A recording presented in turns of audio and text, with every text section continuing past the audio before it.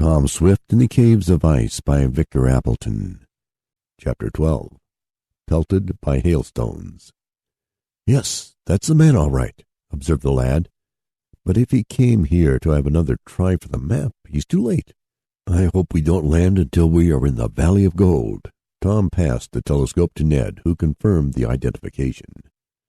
"Perhaps he came to see if we started, and then he'll report to Andy Foger or his father by telegraph," suggested Mr. Damon.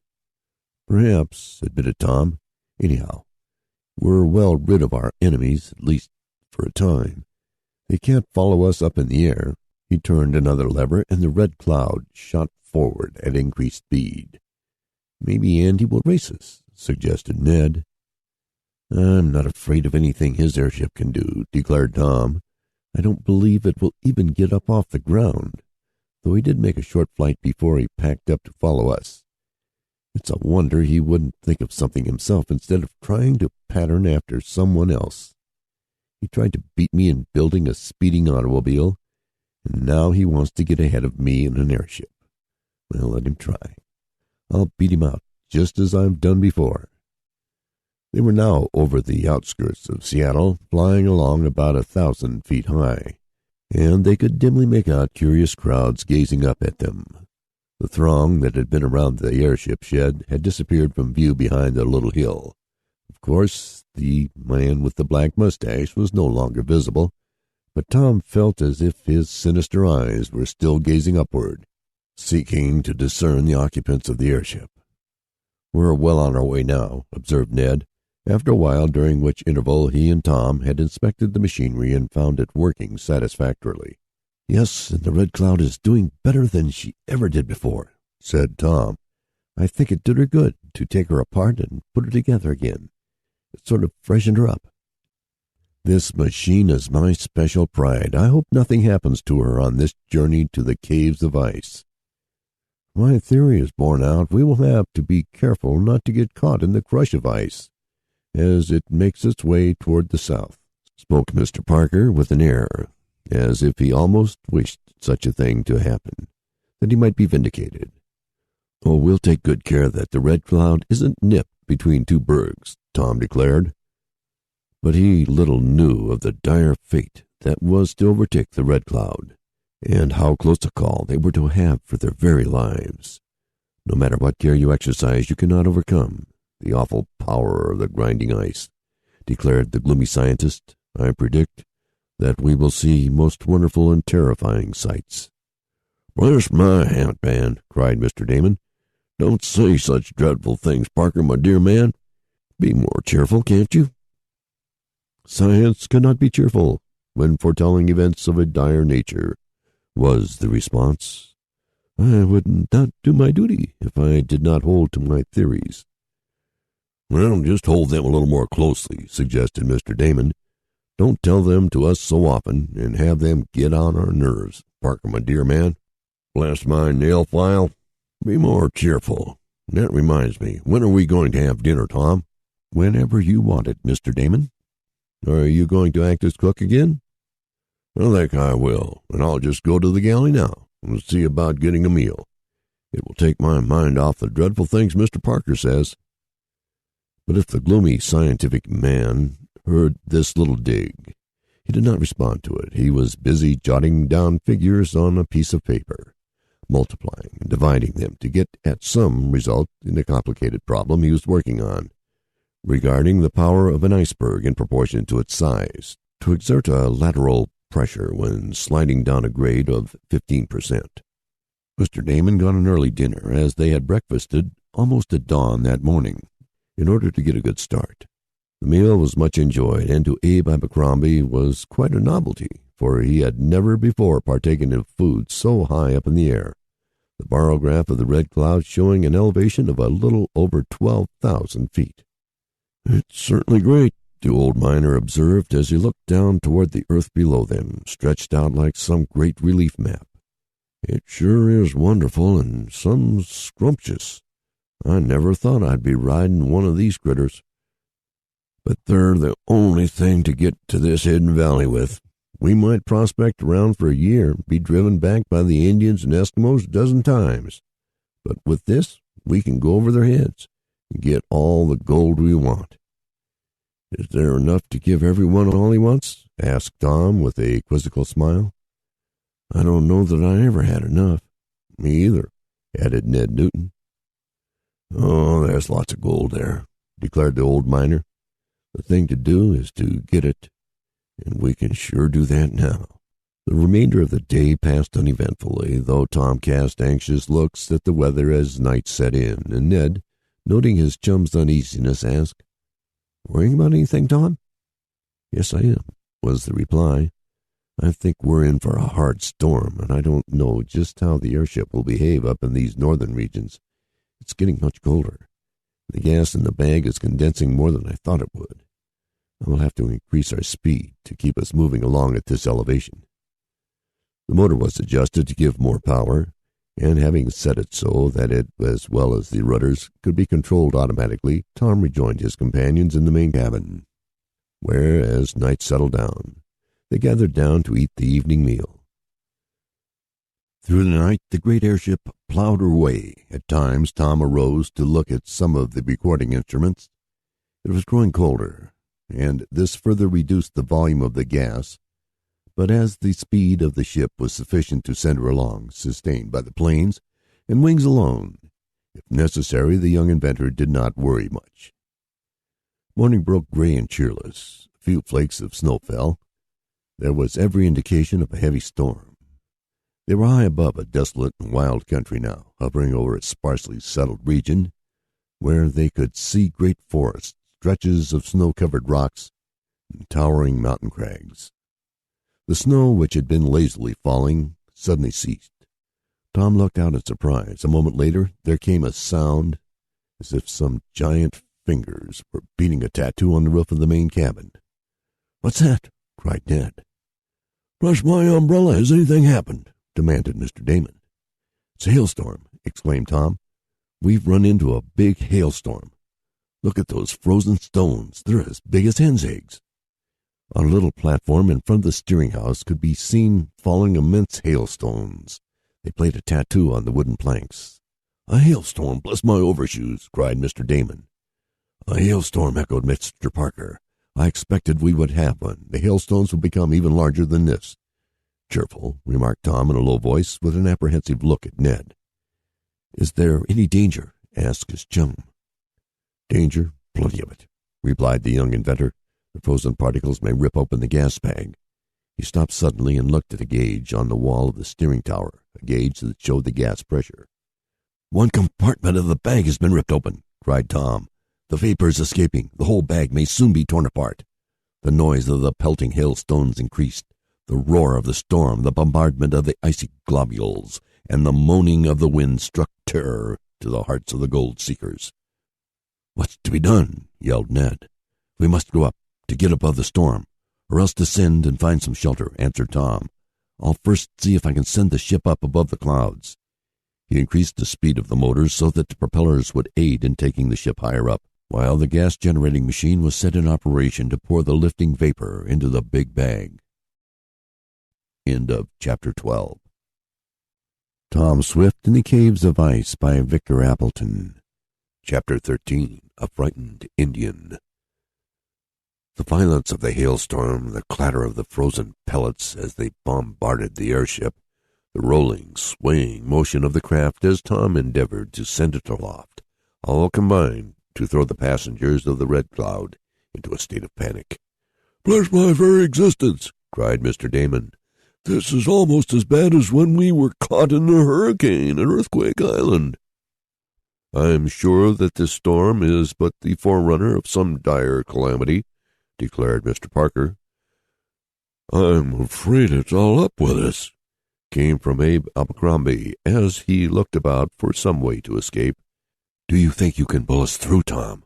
asked Ned Newton, who, not having had much experience in airships, had yet to learn Tom's skill in manipulating them. The young inventor alone seemed to keep his nerve.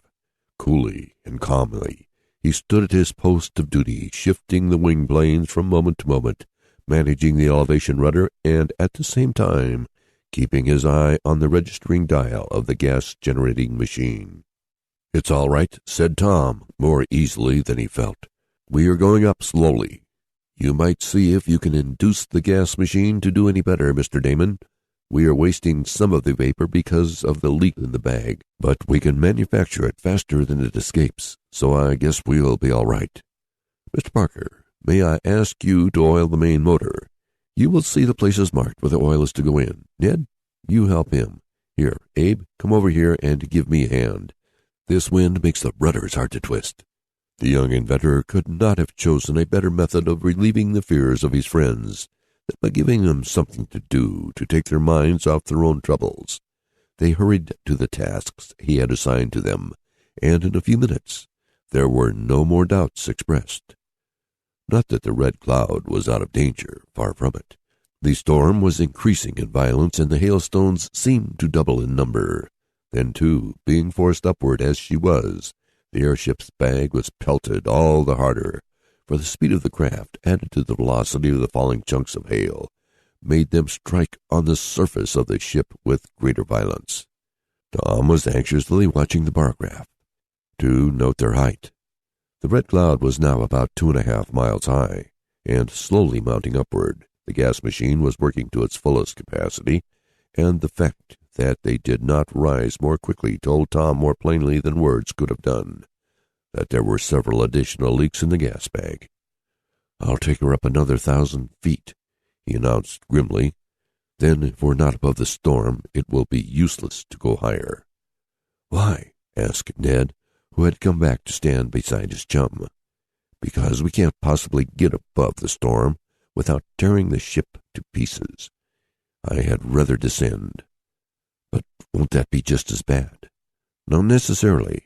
There are often storms in the upper regions which do not get down to the surface of the earth, snow and hailstorms particularly. Hail, you know, is supposed to be formed by drops of rain being hurled up and down in a sort of circular spiral motion, through alternate strata of air, first freezing and then warm, which accounts for the onion-like layers seen when a hailstone is cut in half." "That is right," broke in Mr. Parker, who was listening to the young inventor.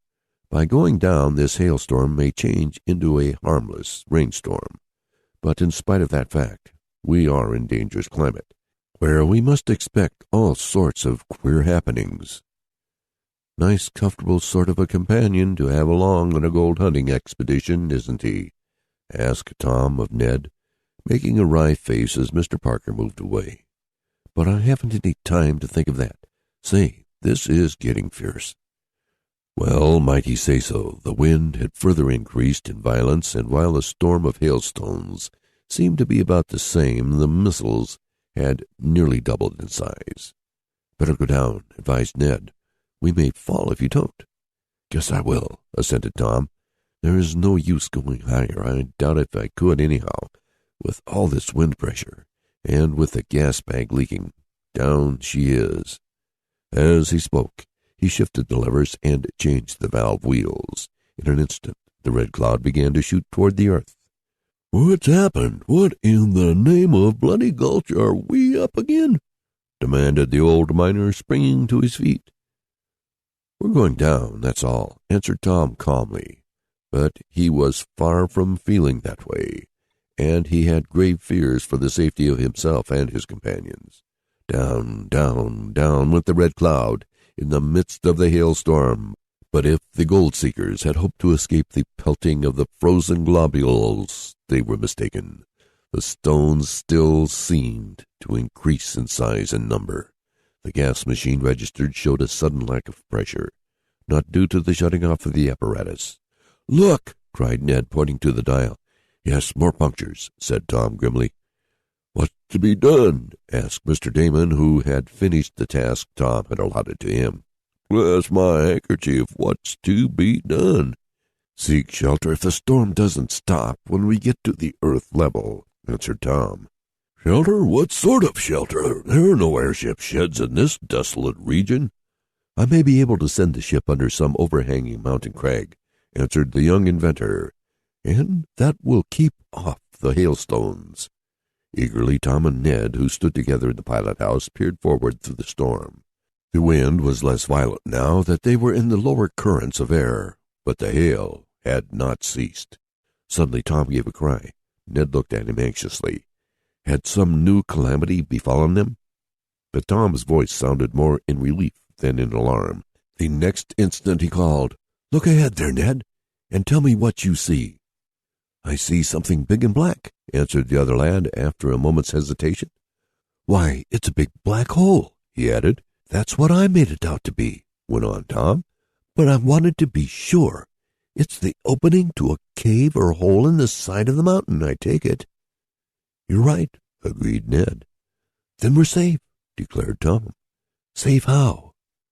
"I'm going to take the Red Cloud in there out of the storm. Can you do it? Is the opening big enough?" "Plenty.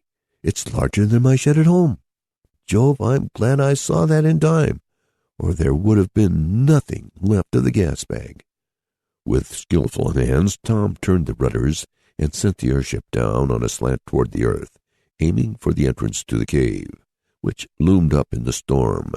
When the craft was low enough down so that the superstructure would not scrape the top of the cave, Tom sent her ahead on the level. But he need have had no fears, for the hole was large enough to have admitted a craft twice the size of the Red Cloud. A few minutes later the airship slid inside the great cavern, as easily as if coming to rest in the yard of Tom's house. The roof of the cave was high over their heads, and they were safe from the storm. The cessation from the deafening sound of the pelting hailstones seemed curious to them at first. "Well, bless my shoelaces, if this isn't luck!" cried Mr. Damon as he opened the door of the cabin and looked about the cave in which they now found themselves. It was comparatively light, for the entrance was very large, though the rear of the cavern was in gloom. "Yes, indeed, we got to it just in time," agreed Tom. "Now, let's see what sort of a place it is. We'll have to explore it." "There may be a landslide, or the roof may come down on our heads," objected Mr. Parker. "Oh, my dear Parker, please be a little more cheerful," begged Mr. Damon. The adventurers followed Tom from the airship, and all but the young inventor gazed curiously at the interior of the cave. His first thought was for his airship. He glanced up at the gas bag and noted several bad rents in it. "I hope we can fix them," Tom thought dubiously. But the attention of all was suddenly arrested by something that occurred just then. From the dark recesses of the cavern there sounded a fearful yell or scream. It was echoed back 1,000-fold by the rocky walls of the cave. Then there dashed past the little group of gold seekers a dark figure. "Look out, it's a bear!" shouted Mr. Damon. "A bear? It's an Eskimo Indian," yelled Abe Abercrombie, "and he's scared night to death. Look at him run." As they gazed toward the lighted entrance of the cave, they saw leaping and running from it an Indian who quickly scuttled out into the hailstorm. "An Indian!" exclaimed Tom. "An Indian in the cave? If there's one, there may be more. I guess we'd better look to our guns. They may attack us." And he hurried back to the airship, followed by Ned and the others. End of chapter 13. Tom Swift in the Caves of Ice by Victor Appleton. Chapter 14. The Rival Airship. Well armed, the adventurers again ventured out into the cave, but they need not have been alarmed so soon, for there were no signs of any more Indians. "I guess that one was a stray Eskimo who took shelter in here from the storm," said Abe Abercrombie. "Are we in the neighborhood of the Alaskan Indians and Eskimos?" inquired Ned. "Yes, there are lots of Indians in this region," answered the old miner, "but not so many Eskimos. A few come down from the north, but we'll see more of them and fewer of the pure-blooded Indians as we get nearer the Valley of Gold. Though, to my mind, the Indians and Eskimos are pretty much alike." "Well, if we don't have to defend ourselves from attack of Indians, suppose we look over the airship," proposed Tom.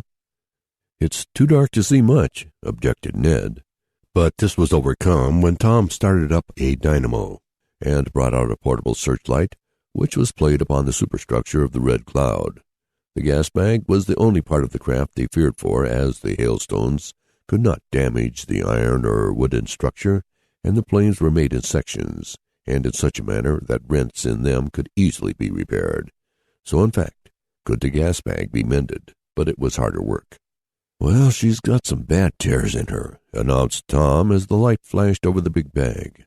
"Luckily, I have plenty of the material and some cement, so I think we can mend the rents, though it will take some days. Nothing could have been better for us than this cave. We'll stay here until we're ready to go." "Unless the Indians drive us out," said Abe in a low tone. "Why do you think there is any danger of that?" inquired Tom. "Well, the brown-skinned beggars ain't any too friendly," responded the old miner. "The one that was in here will be sure to tell the others of some big spirit that flew into the cave, and they'll be crowding around here when the storm's over. It may be we can fight 'em off, though." "Maybe they won't attack us," suggested Ned hopefully. "Perhaps we can make them believe we are spirits, and that it will be unlucky to interfere with us." "Perhaps," admitted Abe, "though my experience has been that these Indians are a bad lot. They haven't much respect for spirits of any kind, and they'll soon find out we're human. But then we'll wait and see what happens." "And in the meantime have something to eat," put in Mr. Damon. "There's my knife and fork, but the hailstorm gave me an appetite." In fact, there were few things which did not give Mr. Damon an appetite, Tom thought with a smile, but the meal idea was considered very timely, and soon the amateur cook was busy in the galley of the airship, whence speedily came savory odors. The electric lights were switched on, and the adventurers were quickly made comfortable in the cave, which so well sheltered the Red Cloud. Tom completed his inspection of the craft and was relieved to find that while there were a number of small rents, none was very large, and all could be mended in time. Abe Abercrombie took a look outside the cave after the meal had been served. The old miner declared that they had made a good advance on their northern journey, for, though he could not tell their exact location, he knew by the character of the landscape that they had passed the boundaries of Alaska. "Few more days traveling at the rate we came will bring us to the snow mountains and the Valley of Gold," he said. "Well, we won't average such speed as we did during the hailstorm," said Tom. "The wind of that carried us along at terrific speed. But we will get there in plenty of time, I think." "Why, is there any particular rush?" asked Ned. "There's no telling when the Fogers may appear," answered the young inventor in a low voice. "But now we must get to work to repair the damage." The hailstorm had ceased, and with the passing of the clouds, the cave was made lighter. But Tom did not depend on this, for he set up powerful searchlights, by the gleams of which he and his companions began the repairing of the torn gas bag. They worked all the remainder of that day, and were at it again early the next morning, making good progress. "We can go forward again in about 2 days," spoke Tom. "I want to give the cement on the patches plenty of chance to dry." "Then I will have time to go out and make some observations, will I not?" asked Mr. Parker. "I think this cave is a very old one, and I may be able to find some evidences in it that the sea of ice is slowly working its way down from the polar regions." "I hope you don't," whispered Ned to Tom, who shook his head dubiously as the gloomy scientist left the cave. The weather was very cold, but in the cavern it was hardly noticed. The adventurers were warmly dressed, and when they did get chilly from working over the airship, they had but to go into the well-heated and cozy cabin to warm themselves. It was on the 3rd day of their habitation in the cave, and work on putting the patches on the gas bag was almost finished. Mr. Parker had gone out to make further observations, his previous ones not having satisfied him. Tom was on an improvised platform, putting a patch on top of the bag, when he heard a sudden yell, and someone dashed into the cavern. "They're coming! They're coming!" cried a voice, and Tom, looking down, saw Mr. Parker, apparently in a state of great fear. "Who's coming?" demanded the young inventor. "The icebergs?" "No, the Indians!" yelled the scientist. "A whole tribe of them is rushing this way." "I thought so," cried Abe Abercrombie. "Where's my gun?" And he dashed into the airship. Tom slid down off the platform. Get ready for a fight, he gasped. Where are you, Ned? Here I am. We'd better get to the mouth of the cave and drive 'em back from there. Yes, if I'd only thought we could have blockaded it in some way. It's as big as a barn now, and they can rush us if they have a mind to. But we'll do our best. The adventurers were now all armed, even Mr. Parker. The scientist had recovered from his first fright when he spied the Indians coming over the snow, as he was observing some natural phenomenon. Tom, even in his excitement, noticed that the professor was curiously examining his gun, evidently more with a view to seeing how it was made and on which principle it was operated, rather than to discover how to use it.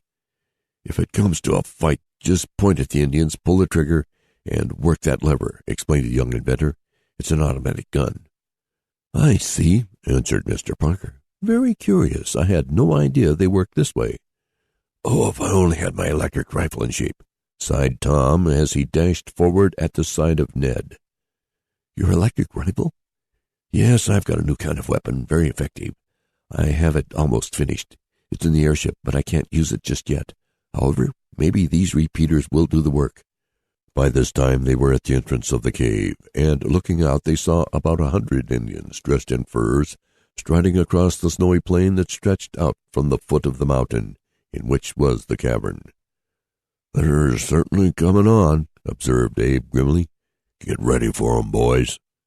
The gold seekers lined up at the mouth of the cave with guns in their hands. At the sight of this small but formidable force, the Indians halted. They were armed with guns of ancient make, while some had spears and others bows and arrows. A few had grabbed up stones as weapons. There appeared to be a consultation going on among them, and presently one of the number, evidently a chief or a spokesman, gave his gun to one of his followers, and holding his hands above his head, while he waved a rag that might have once been white, came forward. By Jove, exclaimed Tom, it's a flag of truce. He wants to talk with us, I believe. Bless my cartridges, exclaimed Mr. Damon. Can they speak English? A little, answered Abe Abercrombie. I can talk some of their lingo, too. Maybe I'd better see what they want. I guess it would be a good plan, suggested Tom, and accordingly the old miner stepped forward. The Indian came on until Abe motioned for him to halt. I reckon that's as far as it'll be healthy for you to come, spoke Abe grimly. Now, what do you fellers want? Thereupon there ensued a rapid exchange of jargon between the miner and the Indian. Abe seemed much relieved as the talk went on, until there came what seemed like a demand on the part of the dark-hued native. No, you don't. None of that, muttered Abe. If you had your way, you'd take everything we have. What is it? What does he want? Tom asked in a low voice. Well, the beggar began fair enough, replied the miner. He said one of their number had been in the cave when the storm came and saw a big spirit fly in, with men on its back. He ran away, and now others have come to see what it was. They don't guess it's an airship, for they've never seen one. But they know we're white folk, and they always want things white folks have got. This fellow is a sort of chief, and he says the white folks, that's us, you know, have taken the Indians' cave. He says he doesn't want to have any trouble, and that we can stay here as long as we like, but that we must give him and his followers a lot of food. Says they ain't got much land. Those beggars would eat us out of everything we had if we'd let them. What are you going to tell them? Inquired Mr. Damon. I'm going to tell them to go to grass, or words to that effect, replied Abe. They haven't any weapons that amount to anything, and we can stand them off. Besides, we'll soon be going away from here, won't we, Tom? Yes, but... Oh, there's no use giving in to 'em, interrupted Abe. If you give 'em half a loaf they want to. The only way is to be firm. I'll tell 'em we can't accommodate 'em. Thereupon he began once more to talk to the Indians in their own tongue. His words at first received in silence, and then angry cries came from the natives. The chief made a gesture of protest. Well, if you don't like it, you know what you can do, declared Abe. We've got the best part of our journey before us, and we can't give away our supplies. Go hunt food if you want it, you lazy beggars. The peaceful demeanor of the Indians now turned to rage. The leader dropped the rag that had served for a flag of truce and took back his gun. "Look out! There's going to be trouble!" cried Tom. "Well, we're ready for 'em," answered Abe grimly. There was a moment of hesitation among the natives. Then they seemed to hold a consultation with the chief. It was over shortly. They broke into a run and quickly advanced toward the cave. Tom and the others held their guns in readiness. Suddenly the Indians halted. They gazed upward and pointed to something in the air above their heads. They gave utterance to cries of fear. "What is it? Another storm coming?" asked Tom. "Let's look," suggested Ned. He and Tom stepped to the mouth of the cave. They went outside. There was little danger from the natives now, as their attention was fixed on something else. A moment later Tom and Ned saw what this was. Floating in the air, almost over the cave, was a great airship, a large craft, nearly the size of the Red Cloud. Hardly able to believe the evidence of their eyes, Tom and Ned watched it. Whence had it come? Whither was it going? "It's a triplane," murmured Ned. "A triplane," repeated Tom. "Yes, it is. And it's the airship of Andy Foger. Our rivals are on our track." He continued to gaze upward as the triplane shot forward, the noise of the motor being plainly heard. Then, with howls of fear, the Indians turned and fled. The rival airship had vanquished them. End of chapter 14. Tom Swift in the Caves of Ice by Victor Appleton. Chapter 15. The Race. Astonished and terrified as the Indians had been at the sight of the big winged craft high in the air above their heads, Tom and the others were no less surprised, though of course their fear was not exactly the same as that of the Alaskan natives. "Do you really think that is Andy Foger?" asked Ned as they watched the progress of the triplane. "I'm almost sure of it," replied Tom. "That craft is built exactly as his was, but I never expected him to have such good luck sailing it." "It isn't going very fast," objected Ned. "No, but it can navigate pretty well, and that's something. He must have hustled to get it together and reach this point with it." "Yes, but he didn't have to travel as far as we did," went on Ned. "He put his ship together at Sitka, and we have come from Seattle." "Bless my memoranda book!" exclaimed Mr. Damon. "The Fogers here? What's to be done about it?" "Nothing, I guess," answered Tom. "I'd just as soon they wouldn't see us. I don't believe they will. Get back into the cave. We must use strategy now to get ahead of them. There will be a race to the Valley of Gold." "Well, he served us one good turn anyhow, though we didn't mean to," put in Abe Abercrombie. "How?" asked Mr. Parker, who was still examining his gun as though trying to understand it. "Scared away them pesky natives," went on the miner. "Otherwise we might have had a fight, and while I reckon we could have beat 'em, it's best not to fight if you can get out of it." The gold seekers had withdrawn inside the mouth of the cave, where they could watch the progress of the rival airship without being seen. The Indians had disappeared beyond a snow-covered hill. The airship of Andy Foger, for such it subsequently proved to be, floated slowly onward. Its progress was not marked with the speed of Tom's craft, though whether or not the occupants of the Anthony, as Andy had vaingloriously named his craft after himself, were speeding up their motor was a matter of conjecture. The adventurers held a short consultation while standing at the mouth of the cave, watching the progress of the Anthony. It rose in the air and circled about. "He certainly is trying to pick us up," declared Ned. "Well, we'll start out after him tomorrow," decided Tom. "I think all the patches will hold then." They resumed work on the Red Cloud, and that night Tom announced that they would start in the morning. Meanwhile, Andy's craft had disappeared from sight. There was no further evidence of the Indians. "I don't reckon they'll come back," spoke Abe grimly. "They think we are sure enough spirits, now, able to call creatures out of the air whenever we want 'em. But still we must be on our guard." As Mr. Parker was not of much service in helping on the airship, he agreed to be a sort of guard and took his place just outside the cave, where he could make observations and at the same time watch for the reappearance of the Indians. They had little fear of an attack at night, for Abe said the Alaskans were not fond of darkness. The cold seemed to increase, and even in the sheltered cave the adventurers felt it. There were several heavy flurries of snow that afternoon, and winter seemed setting in with a vengeance. The daylight, too, was not of long duration, for the sun was well south now, and in the far polar regions it was perpetual light.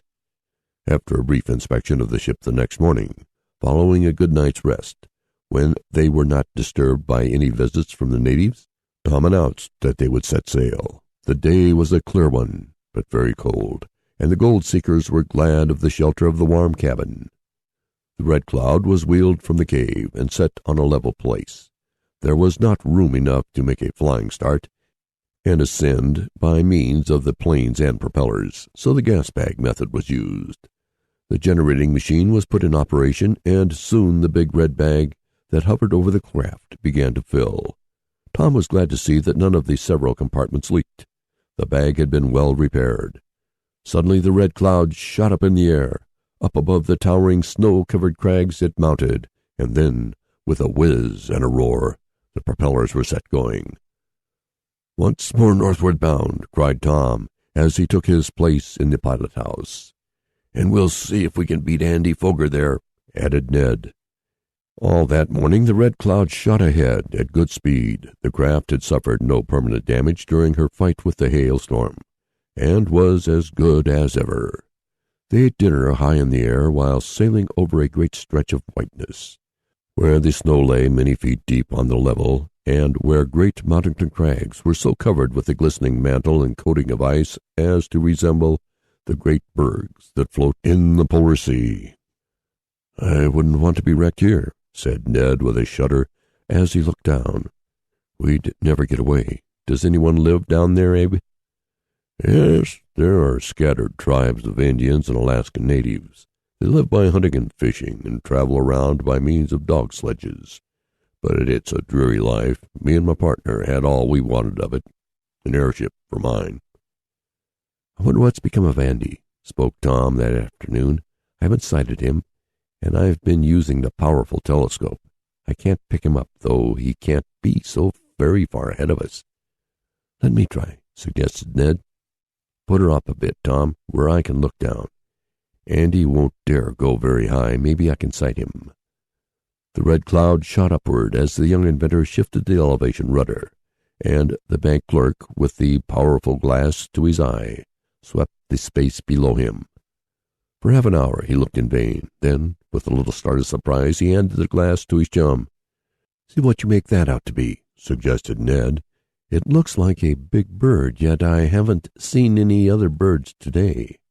Tom looked. He peered earnestly through the telescope for a minute and then cried, "It's Andy's airship. We must catch him. Ned, you and Mr. Damon speed up the motor. The race is on." In a few minutes the great airship was hurtling herself through space, and in less than 10 minutes Andy's craft could be made out plainly with the naked eye. 15 minutes more, and the Red Cloud was almost up to her. Then those aboard the Anthony must have caught sight of their pursuers, for there was a sudden increase in speed on the part of the unscrupulous Foger crowd, who sought to steal a march on Tom and his friends. "The race is on," repeated the young inventor grimly, as he pulled the speed lever over another notch. End of chapter 15. Tom Swift in the Caves of Ice by Victor Appleton. Chapter 16. The Fall of the Anthony. Had it not been for what was at stake, the race between the two big airships would have been an inspiring one to those aboard Tom's craft. As it was, they were too anxious to overcome the unfair advantage taken by Andy to look for any of the finer points in the contest of the air. "There's no denying that he's got a pretty good craft there," conceded Tom as he watched the progress of his rival. "I never thought Andy Foger could have done it." "He didn't do very much of it," declared Ned. "He hired the best part of that maid. Andy hasn't any inventive ideas. He probably said he wanted an airship, and his dad put up the money and hired men to build it for him. Andy, Sam, and Pete only tinkered around on it." Later Tom and his chum learned that this was so, that Mr. Foger had engaged the services of an expert to make the airship. This man had been taken to Sitka with the Fogers, and had materially aided them in reassembling the craft. "Do you think he can beat us?" asked Ned anxiously. "No," exclaimed Tom confidently. "There's only one craft that can beat my Red Cloud, and that's my monoplane, the Butterfly. But I have in mind plans for a speedier machine than even the monoplane. However, I haven't any fear that Andy can keep up to us in this craft. I haven't begun to fly yet, and I'm pretty sure, from the way his is going, that he has used his limit of speed." "Then why don't you get ahead of him?" asked Mr. Damon. "That's my tape measure. The way to win a race is to beat." "Not this kind of race," and the young inventor spoke seriously. "If I got ahead of Andy now, he'd simply trail along and follow us. That's his game. He wants me to be the pathfinder, for since I cast a doubt on the correctness of the map, a copy of which he stole, he isn't sure where he's going. He'd ask nothing better than to follow us." "Then what are you going to do if you don't get ahead of him?" asked Ned. "I'm going to press him close until night," answered Tom, "and when it's dark, I'm going to shoot ahead, and by morning we'll be so far away that he can't catch up to us." "Good idea. That's the stuff," cried Abe with enthusiasm. "He's a sneak," burst out Mr. Damon. "I'd like to see him left behind." Tom carried out his plan, and the remainder of the day he hung just on Andy's flank, sometimes shooting high up, almost out of sight, and again coming down, just to show what the Red Cloud could do when pressed. As for those aboard the Anthony, they seemed to be trying to increase their speed, but if that was their object, they did not have much success, for the big, clumsy triplane only labored along. "I wonder who he's got with him," said Ned, as darkness was closing down. "I can't make out any one by this glass. They stick pretty closely to the cabin." "Oh, probably Andy's father is there," said Tom, "and perhaps some of Mr. Foger's acquaintances. I guess Mr. Foger is as anxious to get this gold as Andy is." "He certainly needs money," admitted Ned. "Jove, but I hope we beat him." But alas for Tom's hopes. His plan of waiting until night and then putting on such speed as would leave Andy behind could not be carried out. It was tried, but something went wrong with the main motor, and only half power could be developed. Tom and Ned labored over it nearly all night, to no effect, and through the hours of darkness they could see the lights from the cabin of the Anthony gleaming just ahead of them. Evidently the bully's airship could not make enough speed to run away from the Red Cloud, or else it was the plan of the Foger crowd to keep in Tom's vicinity. The direction held by Andy's craft was a general northwestern one, and Tom knew in time, and that very soon it would bring the Anthony over the Valley of Gold. Evidently Andy was placing some faith in his copy of the stolen map. "Once I get this motor in shape, I'll soon pull away from him," announced Tom, about 4 o'clock that morning, while he and Ned, aided by Mr. Damon, were still laboring over the refractory machine. "What are you going to do?" asked Ned. "It's too late to carry out my original plan," went on Tom. "We're getting so near the place now that I want to be there ahead of everyone else. So as soon as we can, I'm going to push the Red Cloud for all she's worth and get into the Valley of Gold first. If possession is 9 points of the law, I want those 9 points." "That's the way to talk," cried Abe. "Once we get on the ground, we can hold our own."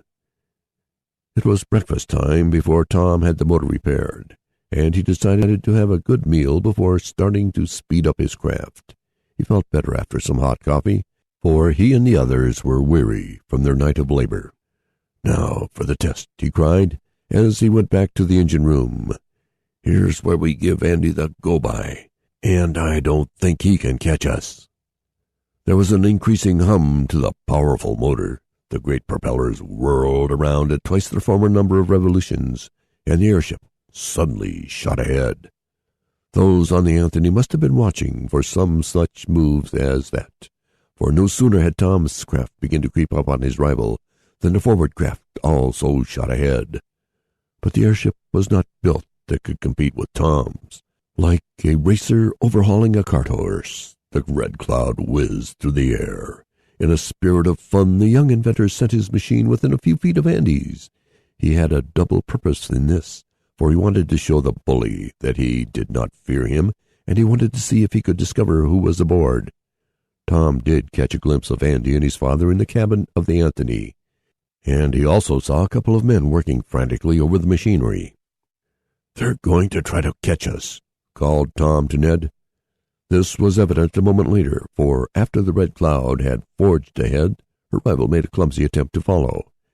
The Anthony did show a burst of speed, and for a moment Tom was apprehensive lest he had underrated his rival's prowess. Suddenly, Ned, who was looking from a projecting side window of the pilot-house back at Andy's ship, cried out in alarm. "What's the matter?" shouted Tom. "Their ship, Andy's. 2 of the main wings have collapsed." Tom looked. It was but too true. The strain under which the Anthony had been put when the machinist increased the speed had been too much for the frame. 2 wings broke, and had now hung uselessly down, one on either side. The Anthony shot toward the snow-covered earth. "They're falling!" cried Mr. Parker. "Yes," added Tom grimly. "The race is over as far as they are concerned." "Bless my soul, won't they be killed?" cried Mr. Damon. "There's not much danger," replied the young inventor. "They can volplane back to Earth. That's what they're doing," he added a moment later as he witnessed the maneuver of the crippled craft. "They're in no danger, but I don't believe they'll get to the Valley of Gold this trip." Tom was soon to learn how easily he could be mistaken. End of chapter 16. Tom Swift in the Caves of Ice by Victor Appleton. Chapter 17. Hitting the Ice Mountain. Onward spread the Red Cloud. For a moment after the accident to Andy's ship, Tom had slowed up his craft, but he soon went on again after he had satisfied himself that his enemies were in no danger. "Don't you think, that is to say, I know they can't expect anything from us," spoke Mr. Damon, "but for humanity's sake, haven't we better stop and help them, Tom?" "I hardly think so," replied the young inventor. "In the first place, they would hardly thank us for doing so, and in the second, I don't believe they need help.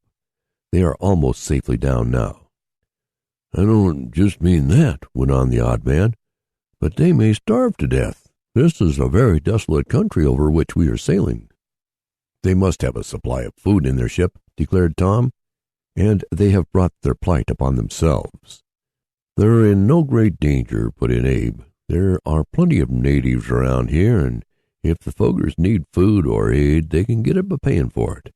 Why, for the sake of the parts on their damaged airship, the Eskimos would take the whole party back to Sitka and feed 'em well on the trip. They're all right." "Very well, if you say so," assented Mr. Damon. He looked back to watch the Anthony slowly settling to earth. It came gently down, proving that Tom knew whereof he spoke when he had said they could volplane down. Before the Red Cloud was out of sight, Tom and his companion saw Andy and his father leave their wrecked craft and ventured out on the snow-covered ground.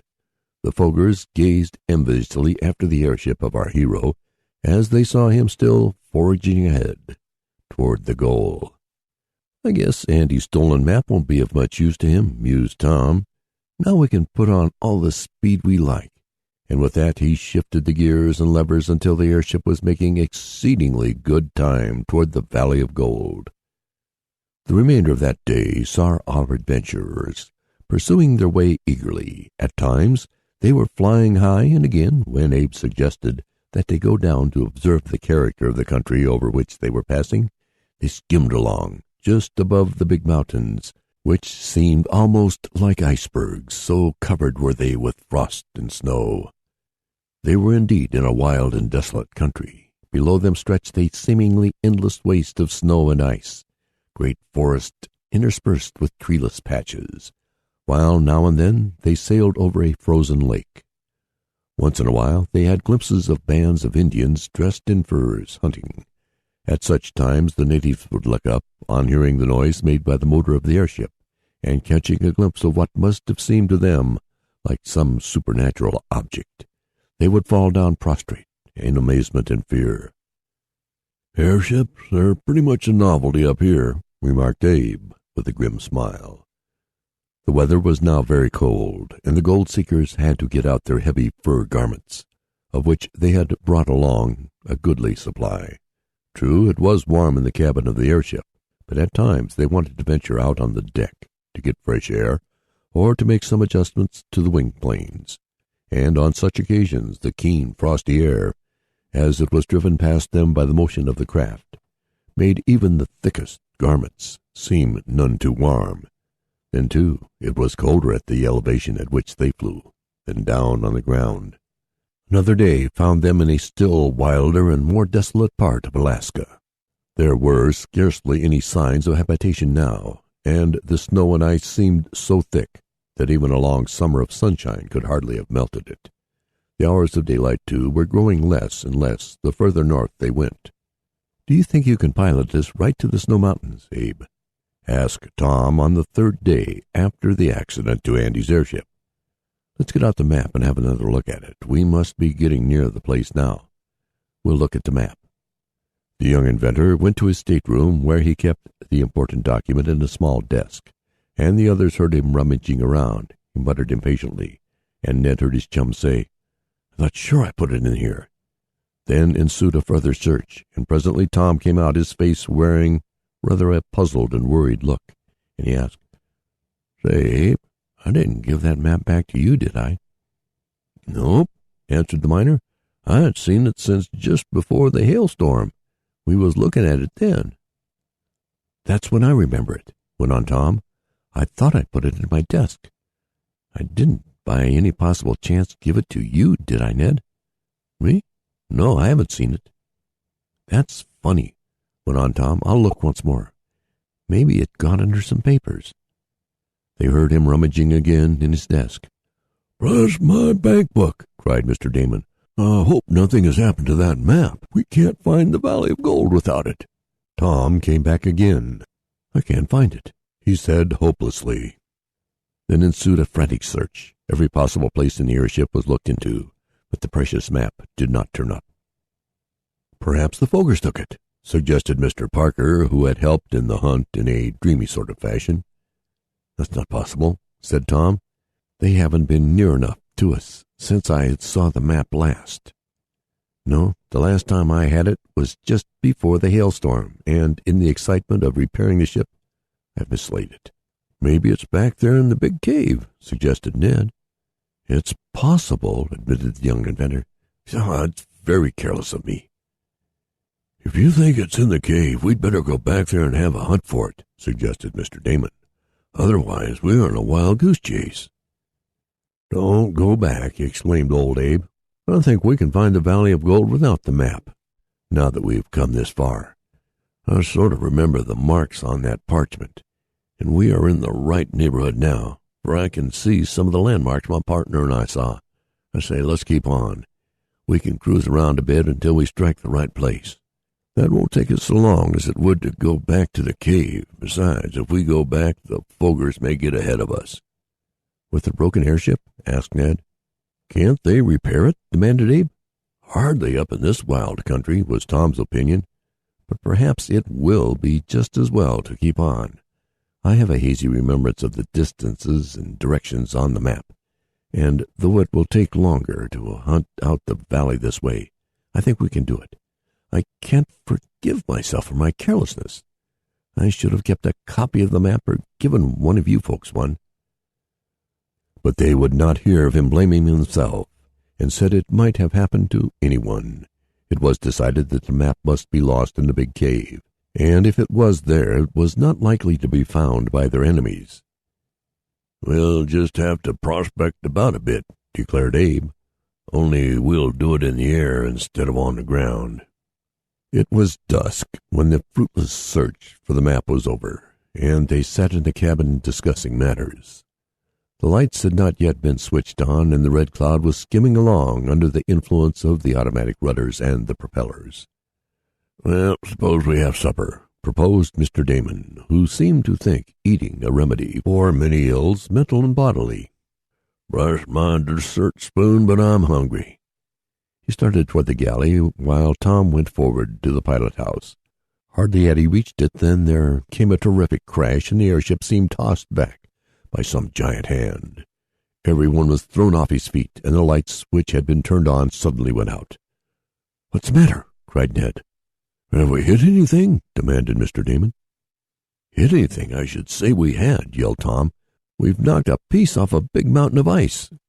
As he spoke, the airship began slowly settling toward the earth, for her machinery had been stopped by the terrific impact. End of chapter 17. Tom Swift in the Caves of Ice by Victor Appleton. Chapter 18. A Fight with Musk Oxen. "Can I help you, Tom? What's to be done?" demanded Ned Newton, as he rushed to where his chum was yanking on various levers and gear wheels. "Wait a minute," gasped the young inventor. "I want to throw on the storage battery, and that will give us some light. Then we can see what we are doing." An instant later the whole ship was illuminated, and those aboard her felt calmer. Still, the Red Cloud continued to sink. "Can't we do something?" yelled Ned. "Start the propellers, Tom."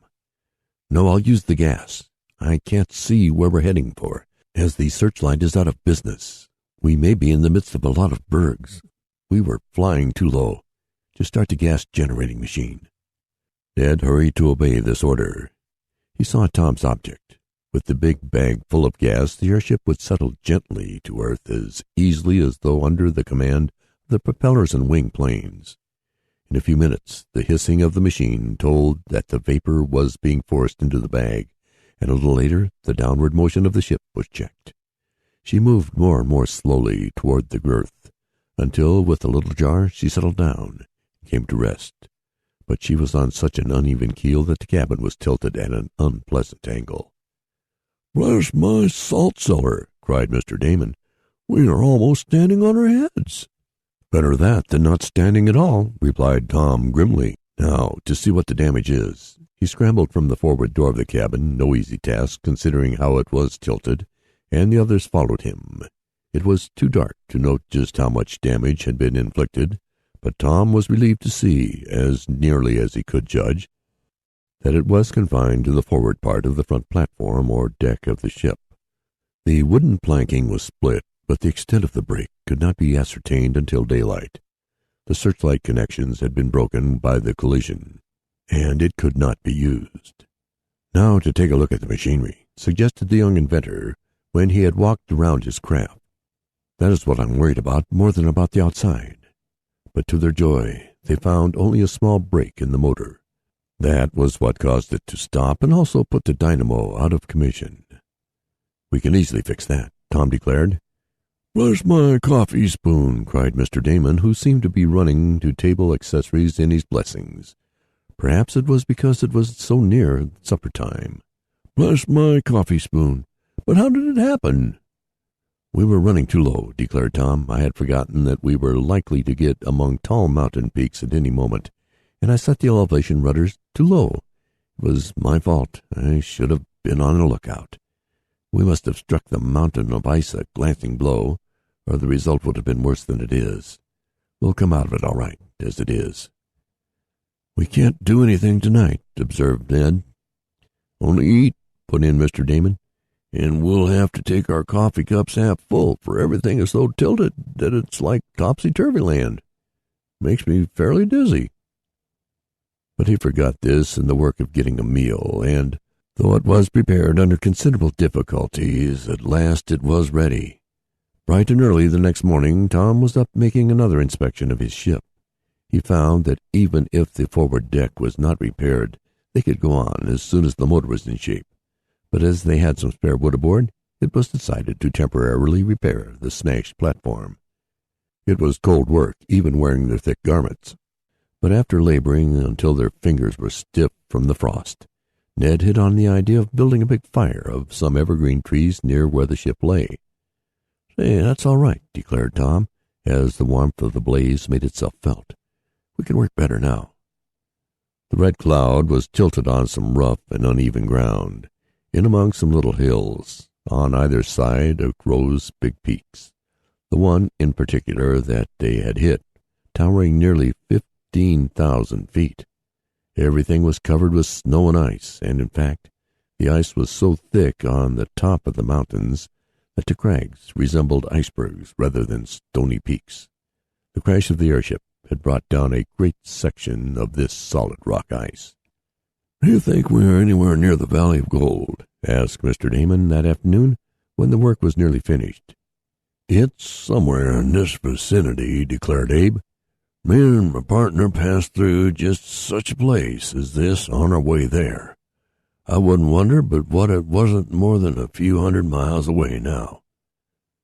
"Then we'll soon be there," said Tom. "I'll start in the morning. I could go tonight, but there are a few adjustments I want to make to the motor. Besides, I think it will be safer now that we are among these peaks to navigate in daylight, or at least with the searchlight going. I should have thought of that before." "Then if you're not going to start away at once," spoke Mr. Parker, "I think I will walk around a bit and make some observations. I think we are now in the region where we may expect a movement of the ice. I want to test it, and see if it is traveling in a southerly direction. If it is not now, it will soon be doing that, and the coating of ice may reach even as far as New York." "Pleasant prospect," murmured Tom.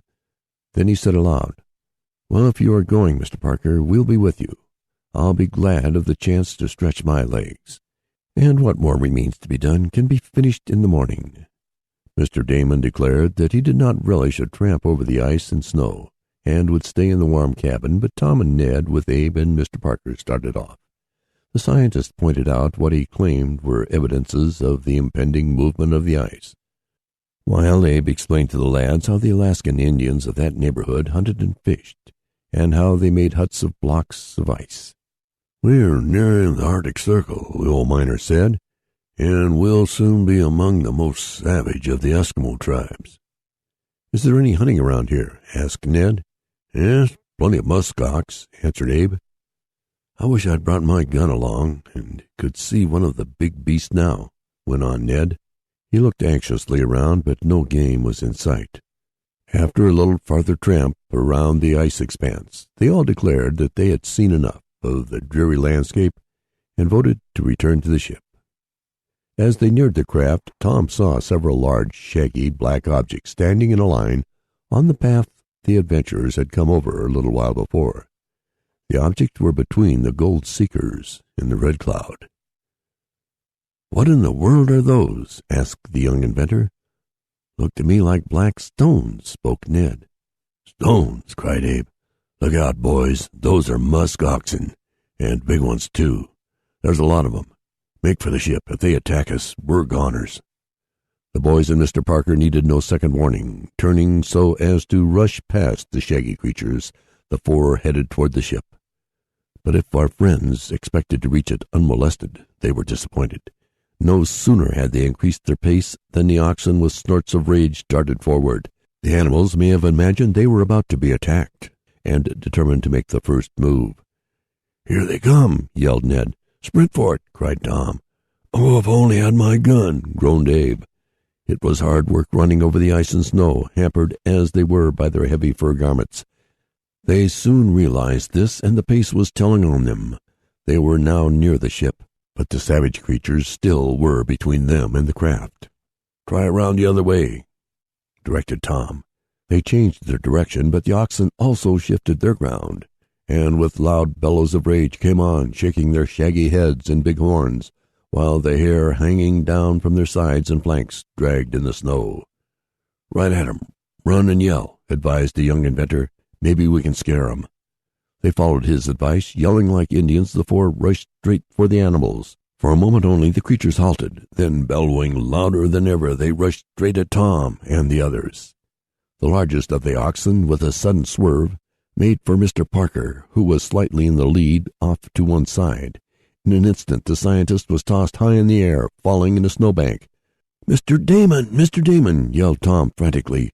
"Get a gun and shoot these beasts!" The young inventor and his two companions had come to a halt.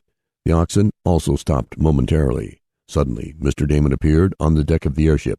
He held two rifles. Laying one down, he aimed the other at the ox, which was rushing at the prostrate Mr. Parker. The eccentric man fired. He hit the beast on the flank, and with a bellow of rage it turned. "Now's our time," yelled Tom. "Head for the ship. I'll get my electric gun." "We can't leave Mr. Parker," yelled Abe.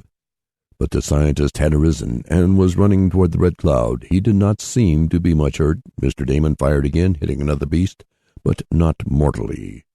Once more the herd of shaggy creatures came on, but the adventurers were now almost at the ship, on the deck of which stood Mr. Damon, firing as fast as he could work the lever and pull the trigger. End of chapter 18. Tom Swift in the Caves of Ice by Victor Appleton. Chapter 19. The Caves of Ice. "Keep on firing, hold 'em back a few minutes, and I'll soon turn my electric rifle loose on 'em," yelled Tom Swift as he sprinted forward. "Keep on shooting, Mr. Damon." "Blast my powder horn, I will," cried the excited man. "I'll fire all the cartridges there are in the rifle," which, at the rate he was discharging the weapon, would not take a long time, but it had the effect of momentarily checking the advance of the creatures. Not for long, however. Our friends had barely reached the airship, with Mr. Parker stumbling and slipping on the ice and snow, ere the musk oxen came on again with loud bellows. "They're going to charge the ship and ram her," yelled Ned Newton. "I think I can stop them," cried Tom, who had leaped toward his stateroom. He came out a moment later carrying a peculiar-looking gun. The adventurers had seen it before, but never in operation, as Tom had only put some finishing touches on it since undertaking the voyage to the Caves of Ice. "What sort of a weapon is that?" cried Abe as he helped Mr. Parker on board. "It's my new electric rifle," answered the young inventor. "I don't know how it will work, as it isn't entirely finished, but I'm going to try it." Putting it to his shoulder, he aimed at the leading musk ox and pulled a small lever. There was no report, no puff of smoke, and no fire. Yet the big creature, which had been rushing at the ship, suddenly stopped, swayed for a moment, and then fell over in the snow, kicking in his death agony. "One down," yelled Tom. "My rifle works all right, even if it isn't finished." He aimed at another ox, and that creature was stopped in its tracks. Mr. Damon had exhausted his cartridges and had ceased firing, but Abe Abercrombie was ready with his rifle and opened up on the beasts. Tom killed another with his electric gun, and Abe shot two. This stopped the advance, and only just in time, for the foremost animals were already close to the ship, and had they rushed at the frail hull, they might have damaged it beyond repair. "Here goes for the big one," cried Tom, and aiming at the largest ox of the herd, the young inventor pulled the lever. The brute fell over dead, and the rest, terror-stricken, turned and fled. "Hurrah! That's the stuff!" cried Ned Newton, capering about on deck. He had hurried to his stateroom and secured his rifle, and before the musk oxen were out of sight he had killed one, which gave him great delight. "Mighty lucky we drove them away," declared Abe. "They're terrible savage at times, and I reckon we struck one of them times. But say, Tom, what sort of a gun is that you got anyhow?" "Oh, it fires electric bullets," explained our hero, "but I haven't time to tell you about it now. Let's get out and skin one of those oxen. The fresh meat will come in good, for we've been living on canned stuff since we left Seattle. We've got time enough before it gets dark." They hurried to where the shaggy creatures lay in the snow, and soon there was enough fresh meat to last a long time, as it would keep well in the intense cold. Tom put away his electric gun, briefly explaining the system of it to his companions.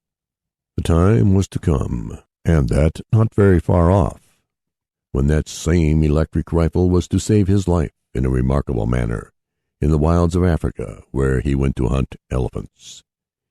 In the cozy cabin that night they sat and talked of the day's adventures. The airship had been slightly lifted up by means of the gas bag, and now rested on a level keel, so it was more comfortable for the gold hunters. "I did not complete my observations about the great snowslide," remarked Professor Parker. "I trust I will have time to go over the ground again tomorrow." "We leave early in the morning," objected Tom. "Besides, I don't believe it would be safe to go over that ground again," put in Mr. Damon. "Bless my gunpowder, but when I saw those savage creatures rushing at you, I thought it was all up with us. Are you hurt, Parker, my dear fella? I forgot to ask before." "Not hurt in the least," answered the scientist. "My heavy and thick fur garments saved me from the beast's horns, and I fell in some soft snow. I was quite startled for a moment. I thought it might be the beginning of the snow movement." "It was an ox movement," said Ned in a low voice to Tom. Morning saw the travelers again under way, with the Red Cloud now floating high enough to avoid the lofty peaks. The weather was clear but very cold, and Tom, who was in the pilot-house, could see a long distance ahead and note many towering crags, which, had the airship been flying low enough, would have interfered with her progress. "We'll have to keep the searchlight going all night to avoid a collision," he decided. "Are we anywhere near the place?" asked Mr. Damon. "We're in the right region," declared the old miner. "I think we're on the right track. I recognize a few more landmarks." "There wouldn't have been any trouble if I hadn't lost the map," complained Tom bitterly. "Never mind about that," insisted Abe. "We'll find the place anyhow. But look ahead there. Is that another hailstorm heading this way, Tom?" The young inventor glanced to where Abe pointed. There was a mist in the air, and for a time great apprehension was felt. But in a few minutes there was a violent flurry of snow, and they all breathed easier. For though the flakes were so numerous as to completely shut off the view, there was no danger to the airship from them. Tom steered by the compass. The storm lasted several hours, and when it was over, the adventurers found themselves several miles nearer their destination. At least they hoped they were near it, for they were going it blind. Abe declared they were now in the region of the Gold Valley. They cruised about for 2 days, making vain observations by means of powerful telescopes, but they saw no signs of any depression which corresponded with the place whence Abe had seen the gold taken from. At times they passed over Indian villages and had glimpses of the skin-clad inhabitants rushing out to point to the strange sight of the airship overhead. Tom was beginning to reproach himself again for his carelessness in losing the map, and it did begin to look as if they were making a fruitless search. Still, they all kept up their good spirits, and Mr. Damon concocted some new dishes from the meat of the musk oxen. It was about a week after the fight with the savage creatures when one day, as Ned was on duty in the pilot-house, he happened to look down. What he saw caused him to call to Tom. "What's the matter?" demanded the young inventor as he hurried forward. "Look down there," directed Ned. "It looks as if we're sailing over a lot of immense beehives of the old-fashioned kind." Tom looked. Below were countless rounded hummocks of snow or ice. Some were very large, as immense as a great shed in which a dirigible balloon could be housed, while others were as small as the ice huts in which the Eskimos live. "That's rather strange," remarked Tom. "I wonder—" But he did not complete his sentence, for Abe Abercrombie, who had come to stand beside him, suddenly yelled out, "The caves of ice! The caves of ice! Now I know where we are. We're close to the Valley of Gold. There are the caves of ice, and just beyond is the place we're looking for. We've found it at last." End of chapter 19. Tom Swift in the Caves of Ice by Victor Appleton. Chapter 20. In the Gold Valley. The excited cries of the old miner brought Mr. Damon and Mr. Parker to the pilot-house on the run. "Bless my refrigerator!" exclaimed Mr. Damon. "Are there more of those savage, shaggy creatures down there?" "No, but we are over the caves of ice," explained Abe. "That means we are near the gold." "You don't say so!" burst out the scientist. "The caves of ice! Now I can begin my real observations. I have a theory that the caves are on top of a strata of ice that is slowly moving down and will eventually bury the whole of the North American continent. Let me once get down there, and I can prove what I say." "I'd a good deal rather you wouldn't prove it, if it's going to be anything like it was on Earthquake Island. We're out among the diamond makers," said Tom Swift. "But we will go down there to see what they are like. Perhaps there is a trail from among the ice caves to the Valley of Gold."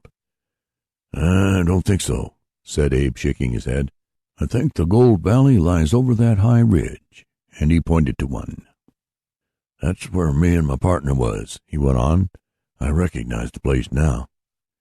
"Well, we'll go down here anyhow," decided Tom, and he pulled the lever to let some gas out of the bag and tilted the deflection rudder to send the airship toward the odd caves. and curious enough did our friends find them when they had made a landing and got out to walk about them. It was very cold, for on every side was solid ice. They walked on ice which was like a floor beneath their feet, level save where the ice caves reared themselves. As for the caverns, they too were hollowed out of the solid ice. It was exactly as though they had once been a level surface of some liquid. Then, by some upheaval of nature, the surface was blown into bubbles, some large and some small. Then the whole thing had frozen solid, and the bubbles became hollow caves. In time, part of the sides fell in and made an opening, so that nearly all the caves were capable of being entered. This method of their formation was advanced as a theory by Mr. Parker, and no one cared to dispute him. The gold seekers walked about, gazing on the ice caves, with wonder showing on their faces. It was almost like being in some fantastic scene from fairyland. The big ice bubbles representing the houses, the roofs being rounded like the igloos of the Eskimos. Some had no means of entrance, the outer surface showing no break. Others had small openings, like a little doorway, while of still others there remained but a small part of the original cave, some force of nature having crumbled and crushed it. "Wonderful! Wonderful!" exclaimed Mr. Parker. "It bears out my theory exactly. Now to see how fast the ice is moving." "How are you going to tell?" asked Tom. "By taking some mark on this field of ice and observing a distant peak. Then I will set up a stake, and by noting the relative positions, I can tell just how fast the ice field is moving southward." The scientist hurried into the ship to get a sharpened stake he had prepared for this purpose. "How fast do you think the ice is moving?" asked Ned. "Oh, perhaps 2 or 3 feet a year." 2 or 3 feet a year!" gasped Mr. Damon. "Why, Parker, my dear fellow, at that rate it will be some time before the ice gets to New York."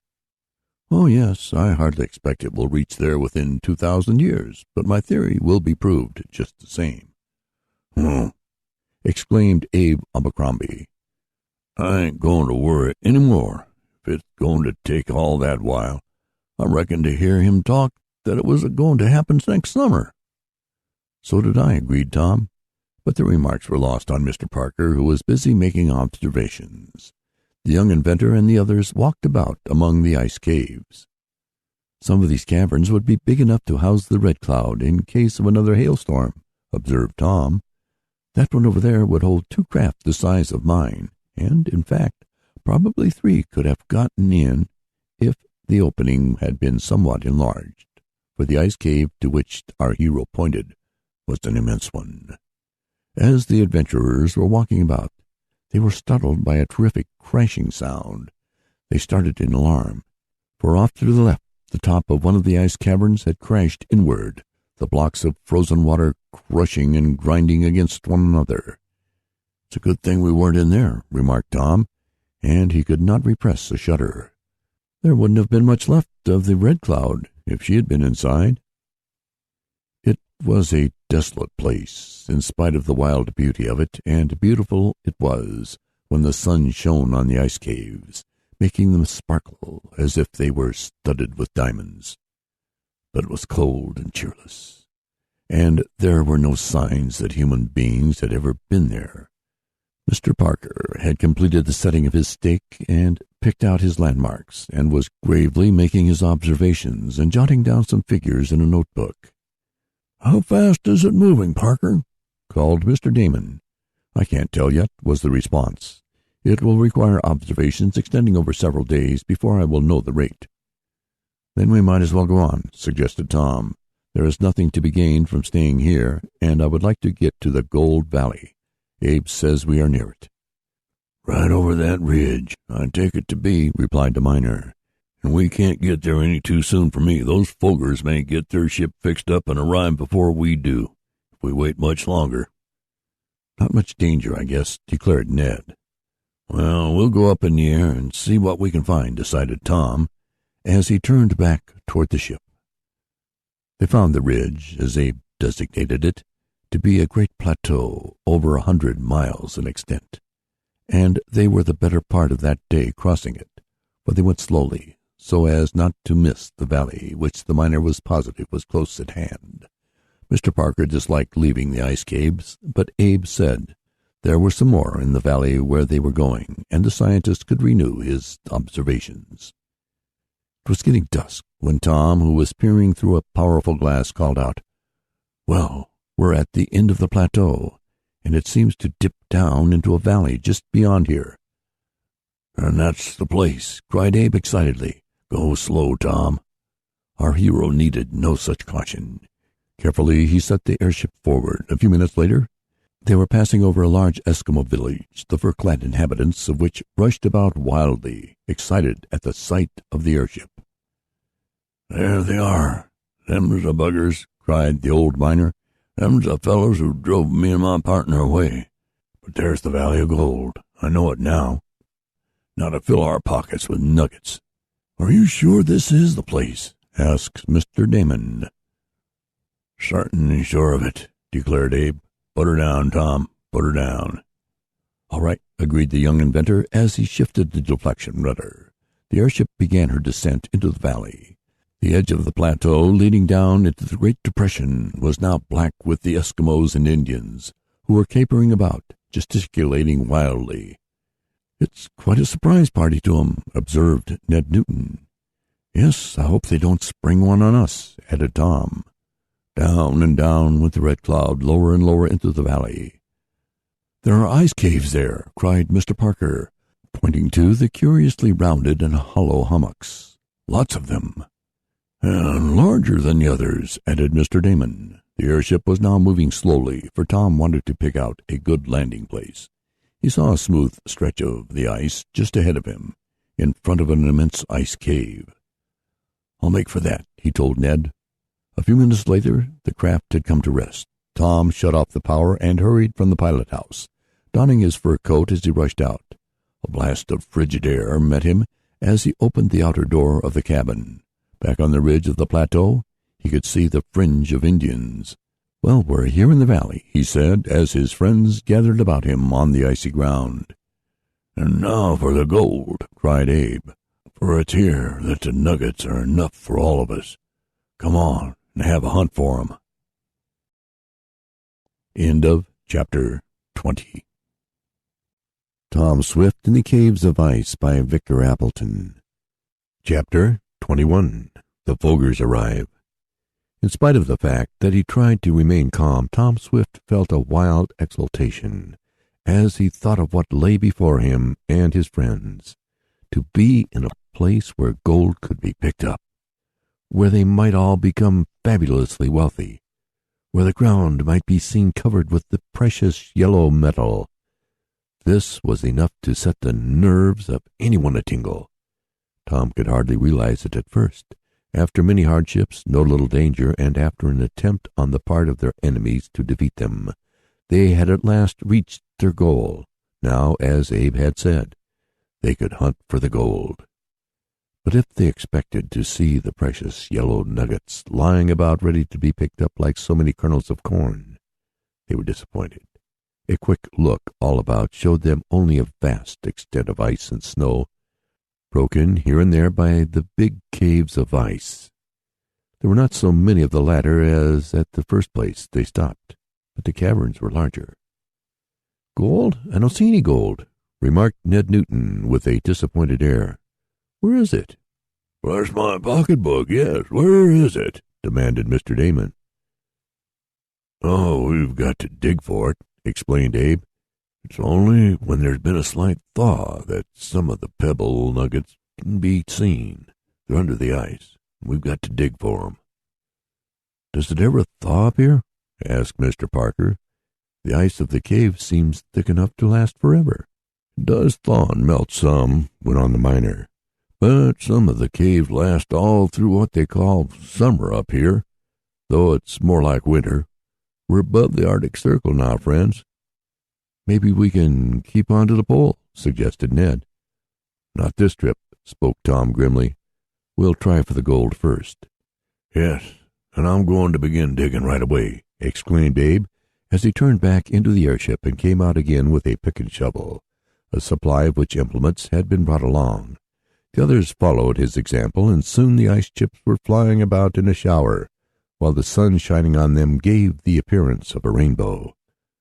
"Look at those Indians watching us," remarked Ned to Tom as he paused in his chipping of the frozen surface. The young inventor glanced up toward the distant plateau where a fringe of dark figures stood. The natives were evidently intently watching the gold seekers. "Do you think there's any danger from them, Abe?" asked Tom. "Not much," was the reply. "They made trouble for me and my partner, but I guess the airship scared 'em sufficient, so they won't come snooping down here." And Abe fell to it. He's digging again. Mr. Damon was also vigorously wielding a pick, but Mr. Parker, like the true scientist he was, had renewed his observations. Evidently the gold had no attractions for him, or if it did, he preferred to wait until he had finished his calculations. Vigorously the adventurers wielded their implements, making the ice fly, but for an hour or more no gold was discovered. Mr. Damon, after picking lightly at a certain place, would get discouraged and move on to another. So did Ned and Tom. After going down quite a way, left off work and walked over to one of the big ice caves. "What's up?" asked Ned, resting from his labors. "I was thinking whether it would be safe to put the Red Cloud in this ice cave for a shelter," replied Tom. "There may come up a hailstorm at any time and damage it. The caves would be just the place for it, only I'm afraid the roof might collapse." "It looks strong," said Ned. "Let's ask Mr. Parker his opinion." "Good idea," agreed Tom.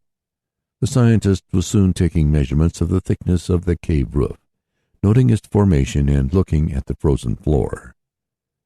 "I see no reason why this cave should collapse," he finally announced. "The only danger is the movement of the whole valley of ice, and that is too gradual to cause any immediate harm.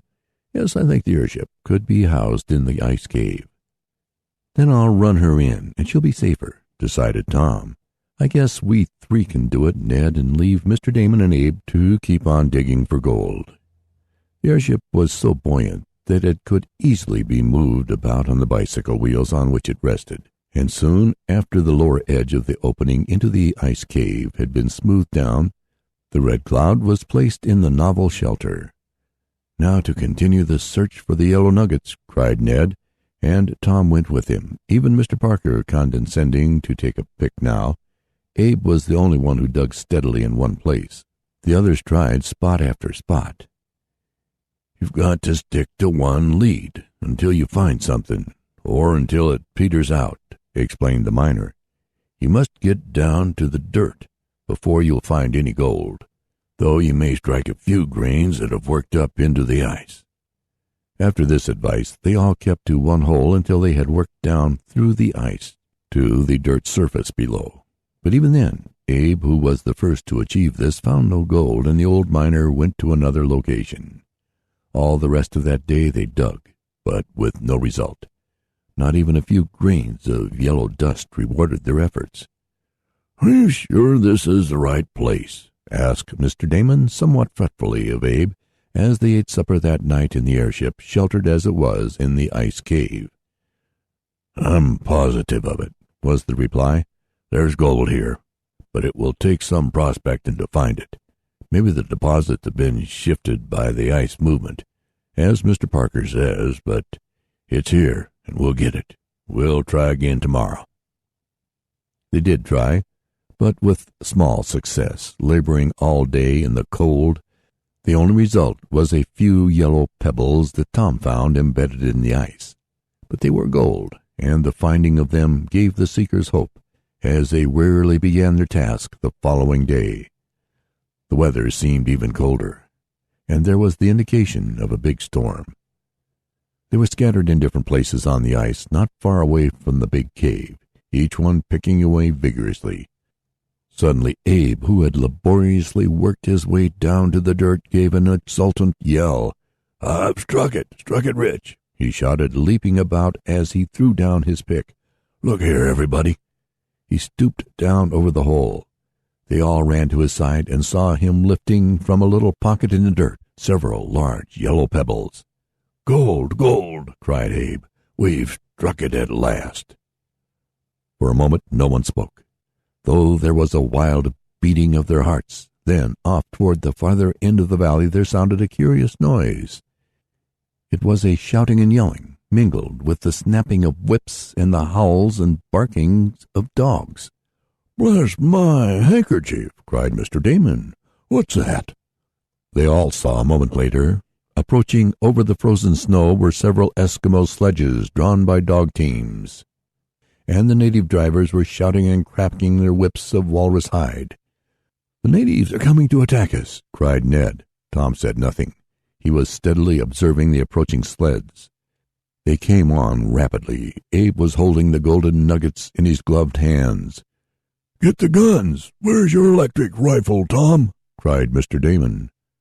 "I don't believe we'll need the guns just yet," answered the young inventor slowly. "Bless my cartridge belt, why not?" demanded the eccentric man. "Because those are the Fogers," replied Tom.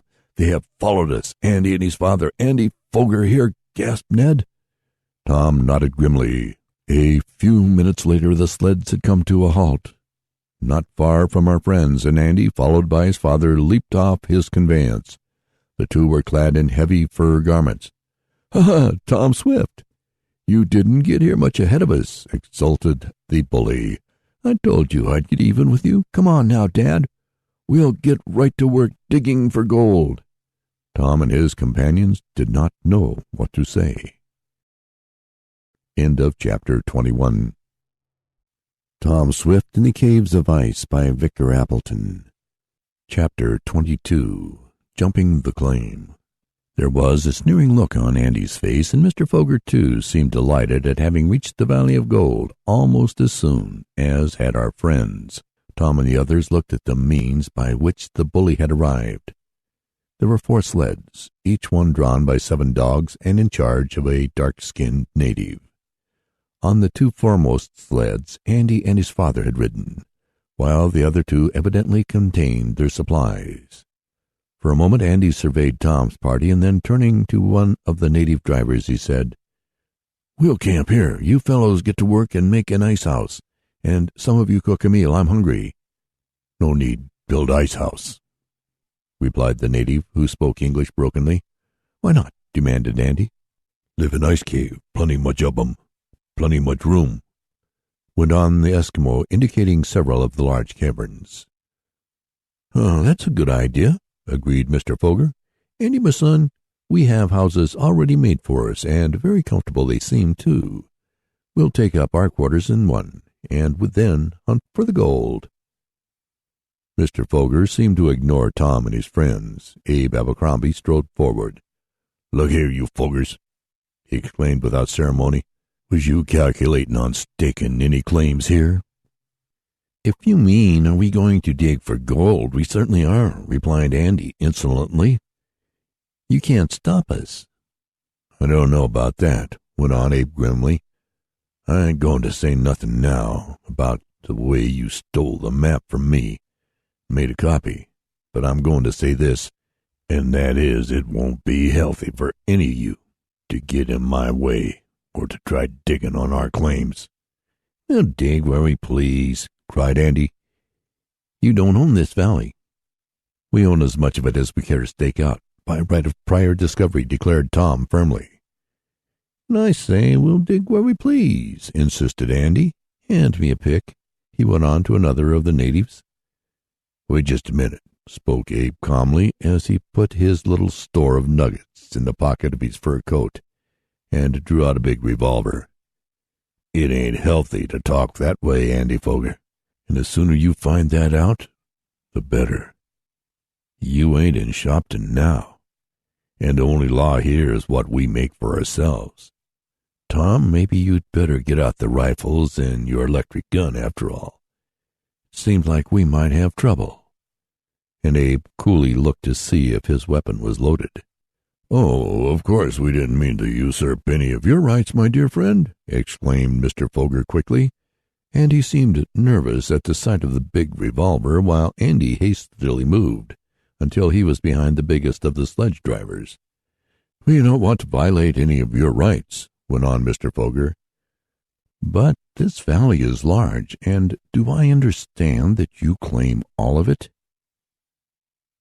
"We could if we wanted to," declared Abe stoutly, "but we'll be content with 3/4 of it, seeing as we was here first. If you folks want to dig for gold, go over there." And he pointed to a spot some distance away. "We'll dig where we please," cried Andy. "Oh, will you?" And there was an angry light in Abe's eyes. "I guess, Tom, you'd better get—" "No, no, my son is wrong. He is too hasty," interposed Mr. Foger. "We will go away, certainly we will. The valley is large enough for both of us, just as you say. Come, Andy." The bully seemed about to refuse, but a look at Abe's angry face and a sight of Mr. Damon coming from the cave where the airship was with a rifle, for the eccentric man had hastened to get his weapon. This sight calmed Andy down. Without further words, he and his father got back on their sleds and were soon being driven off to where a large ice cave loomed up about a mile away. "Good riddance," muttered the miner. "Now we can go on digging without being bothered by that little scamp." "I don't know about that," spoke Tom, shaking his head dubiously. "There's always trouble when Andy Foger's within a mile. I'm afraid we haven't seen the last of him." "He'd better not come around here again," declared Abe. "Queer how he should turn up just when I make a big strike." "They must have come all the way from where their airship was wrecked by means of dog sleds," observed Ned, and the others agreed with him. Later they learned that this was so, that after the accident to the Anthony, the crew had refused to proceed farther north and had gone back, but Mr. Foger had hired the natives with the dog teams, and by means of the copy of the map and with what knowledge his Eskimos had reached the Valley of Gold. "We have certainly struck it rich," went on Abe as he went back to where he had dug the hole. "Now we'd better all begin prospecting here, for it looks like a big deposit. We'll stake out a large enough claim to take it all in. I guess Mr. Parker can do that, seeing as how he knows about such things." The scientist agreed to do this part of the work, it being understood that all the gold discovered would be shared equally after the expenses of the trip had been paid. Feverishly, Abe and the others began to dig. They did not come upon such a rich deposit as the miner had found, but there were enough nuggets picked up to prove that the expedition would be very successful. No more attention was paid to the Fogers, but through the telescope Tom could see that the bully and his father had made a camp in one of the ice caves, and that both were eagerly digging in the frozen surface of the valley. Before night, several $1,000s worth of gold had been taken out by our friends. It was stored in the airship, and then after supper the craft's searchlight was taken off and placed in such a position in front of the cave of ice that the beams would illuminate the claim staked out by Tom and the others. "We'll stand watch and watch," suggested Abe, "but I don't think them Fogers will come around here again." They did not, and the night passed peacefully. The next day our friends were again at work digging for gold. So were the Fogers, as could be observed through the glass, but it was impossible to see whether they got any nuggets. The gold seemed to be in pockets, and that day the ones in the vicinity of the strike first made by Abe were cleaned out. "We'll have to locate some new pockets," said the miner, and the adventurers scattered over the frozen plain to look for other deposits of the precious metal. Tom and Ned were digging together not far from one another. Suddenly Ned let out a joyful cry. "Strike anything?" asked Tom. "Something rich," answered the bank clerk. He lifted from a hole in the ground a handful of the golden pebbles. "It's as good as Abe's was," exclaimed Tom. "We must stake it out at once or the Fogers may jump it. Come on, we'll go back and tell Abe and get Mr. Parker and Mr. Damon over here." The three men were some distance away and there was no sign of the Fogers. Tom and Ned hurried back to where their friends were, leaving their picks and shovels on the frozen ground. The good news was soon told, and with some stakes hastily made from some extra wood carried on the airship, the little party hastened back to where Tom and Ned had made their strike. As they emerged from behind a big hummock of ice, they saw standing over the holes which the lads had dug Andy Foger and his father. Each one had a rifle, and there was a smile of triumph on Andy's face. "What are you doing here?" cried Tom, the hot blood mounting to his cheeks. "We've just staked out a claim here," answered the bully. "And you deserted it," put in Mr. Foger smoothly. "I think your mining friend will tell you that we have a right to take up an abandoned claim." "But we didn't abandon it," declared Tom. "We only went away to get the stakes." "The claim was abandoned and we've jumped it," went on Mr. Foger, and he cocked his rifle. "I need hardly tell you that possession is 9 points of the law, and that we intend to remain. Andy, is your gun loaded?" "Yes, Pa." I guess they've got us for the time being," murmured Abe, as he motioned to Tom and the others to come away. "Besides, they've got guns and we haven't. But wait," added the miner mysteriously, "I haven't played all my tricks yet." End of chapter 22. Tom Swift in the Caves of Ice by Victor Appleton. Chapter 23. Attacked by Natives. To state that Tom and his friends were angry at the trick the Fogers had played on them would be putting it mildly. There was righteous indignation in their hearts, and as for the young inventor, he felt that much blame was attached to him for his neglect in not remaining on guard at the place of the lucky strike while Ned went to call the others. "I guess Andy must have been spying on us," spoke Ned, "or he would never have known when to rush up just as he did as soon as we left." "Probably," admitted Tom bitterly. "But bless my penholder," cried Mr. Damon. "Can't we do something, Abe? Won't the law—" "There ain't any law out here." "Except what you make for yourself," said the miner. "I guess they've got us for the time being." "What do you mean by that?" asked Tom, detecting a gleam of hope in Abe's tone. "Well, I mean that I think we can get ahead of 'em. Come on back to the ship, and we'll talk it over." They walked away, leaving Andy and his father in possession of the rich deposits of gold, and that it was much richer even than the hole Abe had first discovered was very evident. The two Fogers were soon at work, digging out the yellow metal with the pick and shovels Tom and Ned had so thoughtlessly dropped. "What little law there is out here they've got on their side," went on Abe. "And they've got possession, too, which is more. Of course, we could go at 'em in a pitched battle, but I take it you don't want any bloodshed." And he looked at Tom. "Of course not," replied the lad quickly. "But I'd like to meet Andy alone, with nothing but my fists for a little while." And Tom's eyes snapped. "So would I," added Ned. "Perhaps we can find another pocket of gold better than that one," suggested Mr. Damon. "We might," admitted Abe, "but that one was ours, and we're entitled to it. This valley is rich in gold deposits, but you can't always put your hand on 'em.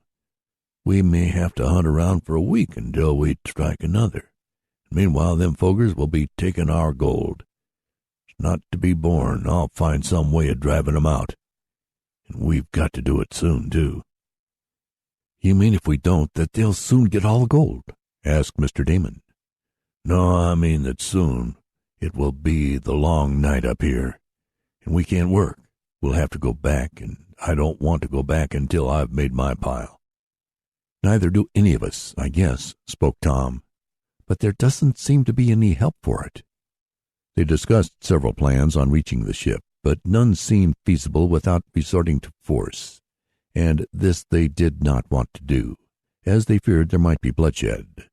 When night closed in, they could see the gleam of a campfire kindled by the Foger party at the gold pocket from bits of the scrubby trees that grew in that frigid clime. "They're going to stay on guard," announced Tom. "We can't get it away from them tonight."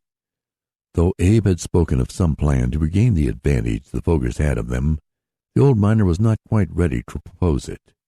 All the next day he seemed very thoughtful, while going about with the others, seeking new deposits of gold. Luck did not seem to be with them. They found 2 or 3 places where there were traces of the yellow pebbles, but in no very great quantity.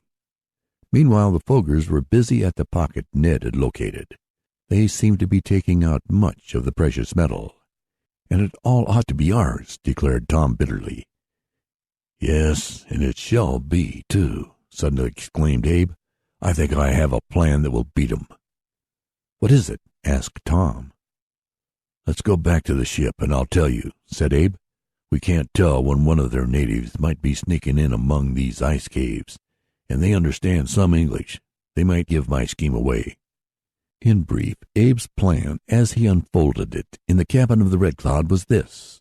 They would divide into two parties, one consisting of Ned and Tom and the other of the three men. The latter, by a circuitous route, would go to the ice caves where the Fogers had established their camp. It was there that the Indians remained during the day, while Andy and his father labored at the gold pocket, for after the first day, when they had had the natives aid them, father and son had worked alone at the hole, probably fearing to trust the Indians at night, though after Andy or his father remained on guard with one or two of the dusky-skinned dog drivers. "But we'll work this trick before night," said Abe. "We three men will get around to where the natives are in the ice cave. We'll pretend to attack them and raise a great row, firing our guns in the air, and all that sort of thing, and yelling to beat the band. The natives will yell too, you can depend on that. The Fogers will imagine we're trying to get away with their sleds and supplies and maybe their gold, if they've got it stored in the ice cave. Naturally, Andy or his father will run here, and that will leave only one on guard at the mine. Then Tom and Ned can sneak up. The two of them will be a match for even the old Foger, if he happens to stay in while Tom or Ned comes up in front to hold his attention. The other can come up and back and grab his arms. If he tries to shoot, likely Andy will remain at the gold hole, and you two lads can handle him, can't you?" "Well, I guess," exclaimed Tom and Ned together. The plan worked like a charm. Abe, Mr. Damon, and Mr. Parker raised a great din at the ice cave where the Foger natives were. The sound carried to the hole where Andy and his father were digging out the gold. Mr. Foger at once ran toward the cave, while Andy, catching up his gun, remained on the alert. Then came the chance of Tom and Ned. The latter, coming from his hiding place, advanced boldly towards the bully, while Tom, making a detour, worked his way up behind. "Here, you keep away," cried Andy, catching sight of Ned. "I see what the game is now. It's a trick." "You're a nice one to talk about tricks," declared Ned, advancing slowly. "Keep away if you don't want to get hurt," yelled Andy. "Oh, you wouldn't hurt me, would you?" mocked Ned, who wanted to give Tom time to sneak up behind the bully. "Yes, I would. Keep back." Andy was nervously fingering his weapon. The next instant his gun flew from his grasp, and he went over backward in Tom's strong grip, for the young inventor, in his sealskin shoes, had worked up in the rear without a sound. The next moment Andy broke away and was running for his life, leaving Tom and Ned in possession of the gold hole, and that without a shot being fired. A little later, the three men, who had hurried away from the cave as Mr. Foger rushed up to see what had caused the racket, joined Tom and Ned, and formal possession was taken of their lucky strike. "We'll guard it well now," decided Tom, and later that day they moved some supplies near the hole, and for a shelter built an igloo, Eskimo fashion, in which work Abe had some experience. Then they moved the airship to another ice cave nearer their mine, as they called it, and prepared to stand guard. But there seemed to be no need, for the following day there was no trace of the Fogers. They and their natives had disappeared. "I guess we were too much for them," spoke Tom, but the sequel was soon to prove differently. It was 3 days after our friends had regained their mine, during which time they had dug out considerable gold, that toward evening, as Tom was taking the last of the output of yellow pebbles into the cave where the airship was, he looked across the valley. "Looks like something coming this way," observed the young inventor. "Natives, I guess." "It is," agreed Ned. "Quite a large party, too." "Better tell Abe and the others," went on Tom. "I don't like the looks of this. Maybe the sudden disappearance of the Fogers has something to do with it." Abe, Mr. Damon, and Mr. Parker hurried from the ice cave. They had caught up their guns as they ran out. "They're still coming on," called Tom. and are headed this way." "They're Indians, all right," exclaimed Abe. "Hark! What's that?" It was the sound of shouting and singing. Through the gathering dusk the party advanced. Our friends closely scanned them. There was something familiar about the two leading figures, and it could now be seen that in the rear were a number of dog sleds. "That's Andy Foger and his father," cried Ned. "They've gone and got a lot of Eskimos to help them drive us away." "That's right," admitted Tom. "I guess we're in for it now." With the rush, the natives, led by the Fogers, came on. They were yelling now. An instant later they began firing their guns. "It's a fierce attack," cried Tom. "Into the ice cave for shelter. We can cover the gold mine from there. I'll get my electric gun." End of chapter 23. Tom Swift in the Caves of Ice by Victor Appleton.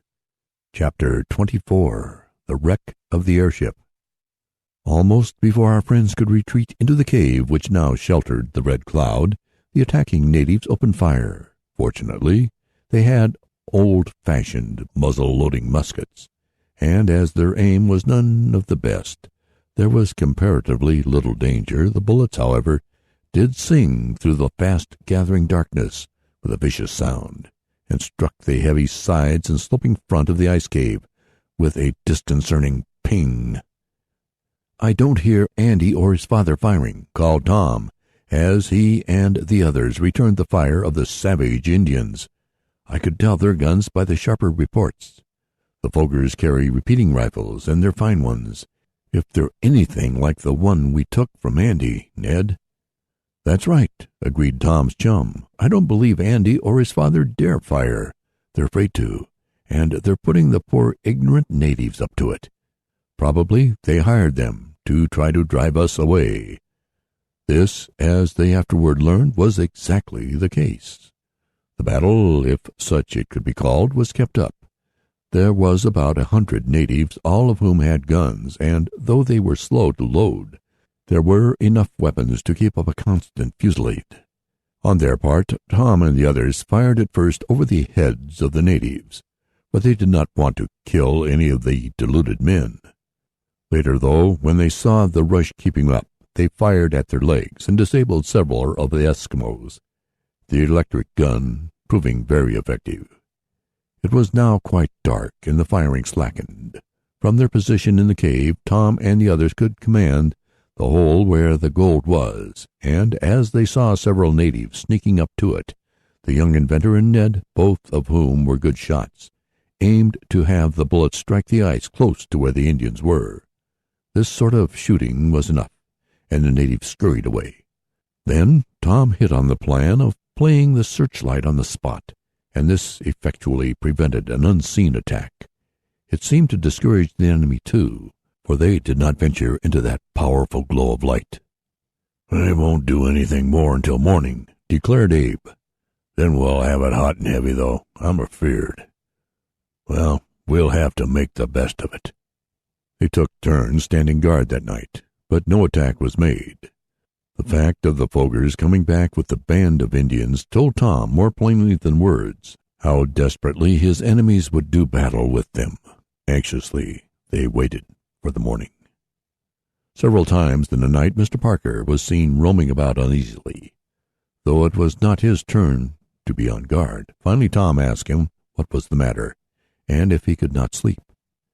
"It isn't that," answered the scientist, "but I am worried about the ice. I can detect a slight but peculiar movement by means of some of my scientific instruments. I'm alarmed about it. I fear something is going to happen."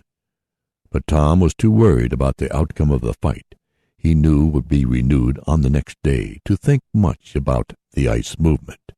He thought it would only be some scientific phenomena that would amount to little. With the first streak of the late dawn, the gold seekers were up, and partook of a hot breakfast with strong coffee which Mr. Damon brewed. Tom took an observation from the mouth of the cave. The searchlight was still dimly glowing, and it did not disclose anything. Tom turned it off. He thought he saw movement among the ranks of the enemy, who had camped just beyond the gold hole. "I guess they're coming," cried the lad. "Get ready for them." The adventurers caught up their guns and hurried to the entrance of the cave. Mr. Parker lingered behind and was observed to be narrowly scanning the walls of the cavern. "Come on, Parker, my dear man," begged Mr. Damon. "We are in grave danger, and we need your help. Bless my life insurance policy, but I never was in such a state as this." "We may soon be in a worse one," was the answer of the gloomy scientist. "What do you mean?" asked Mr. Damon, but he hurried on without waiting for a reply. Suddenly, from without the cave came a series of fierce yells. It was the battle cry of the Indians. At the same moment there sounded a fusillade of guns. "The battle is beginning," cried Tom Swift grimly. He held his electric gun, though he had not used it very much in the previous attack, preferring to save it for a time of more need. As the defenders of the cave reached the entrance, they saw the body of natives rushing forward. They were almost at the gold hole, with Andy Foger and his father discreetly behind the first row of Eskimos, when, with a suddenness that was startling, there sounded throughout the whole valley a weird sound. It was like the wailing of some giant, the sighing of some mighty wind. At the same time the air suddenly became dark, and then there came a violent snow squall, shutting out instantly the sight of the advancing natives. Tom and the others could not see 5 feet beyond the cave. "This will delay the attack," murmured Ned, "and they can't see to come at us." Mr. Parker came running up from the interior of the cave. On his face there was a look of alarm. "We must leave here at once," he cried. "Leave here?" repeated Tom. "Why must we? The enemy are out there. We'd run right into them." "It must be done," insisted the scientist. "We must leave the cave at once." "What for?" cried Mr. Damon. "Because the movement of the ice that I predicted has begun. It is much more rapid than I supposed it would be. In a short time this cave and all the others will be crushed flat." "Crushed flat?" gasped Tom. "Yes, the caves of ice are being destroyed. Hark! You can hear them snapping."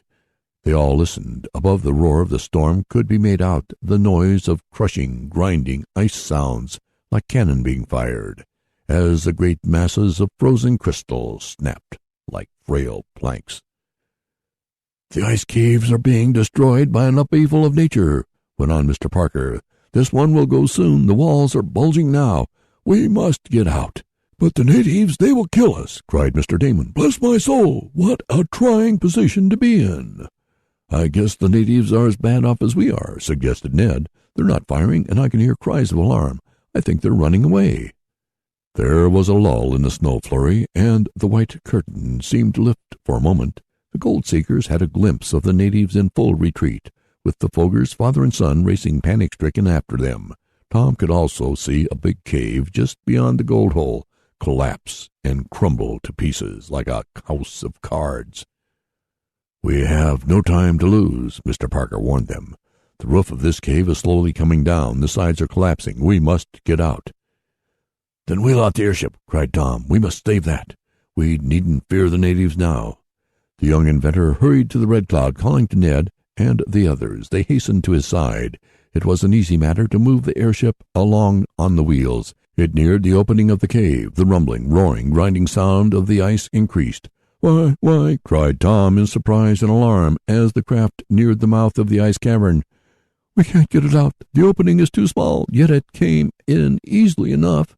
"The cave is collapsing, growing smaller every moment," cried Mr. Parker. "We have only time to save our lives. Run out!" "And leave the airship? Never!" yelled Tom. "Well, you must. You can't save that and your life." "Get axes and make the opening bigger," suggested Ned, who, like his chum, could not bear to think of the destruction of the beautiful craft. "No time, no time!" shouted Mr. Parker frantically. "We must get out. Save what you can from the ship. The gold, some supplies, the guns, some food. Save what you can." Then ensued a wild effort to get from the doomed craft what they could, what they would need if they were to save their lives in that cold and desolate country. Food, some blankets, their guns, as much of the gold as they could hastily gather together, their weapons and some ammunition. All this was carried from the cabin outside the cave. The entrance was rapidly growing smaller. The roof was already pressing down on the gas bag. Tom gave one last look at his fine craft. There were tears in his eyes. He started into the cabin for something he had forgotten. Mr. Parker grabbed him by the arm. "Don't go in," he cried hoarsely. "The cave will collapse in another instant." He rushed with Tom out of the cavern, and not a moment too soon. The others were already outside. Then, with a rush and a roar, with a sound like a great explosion, with a rending, grinding, and booming, as the great pieces of ice collapsed one against the other, the big ice cave settled in, as does some great building when the walls are weakened.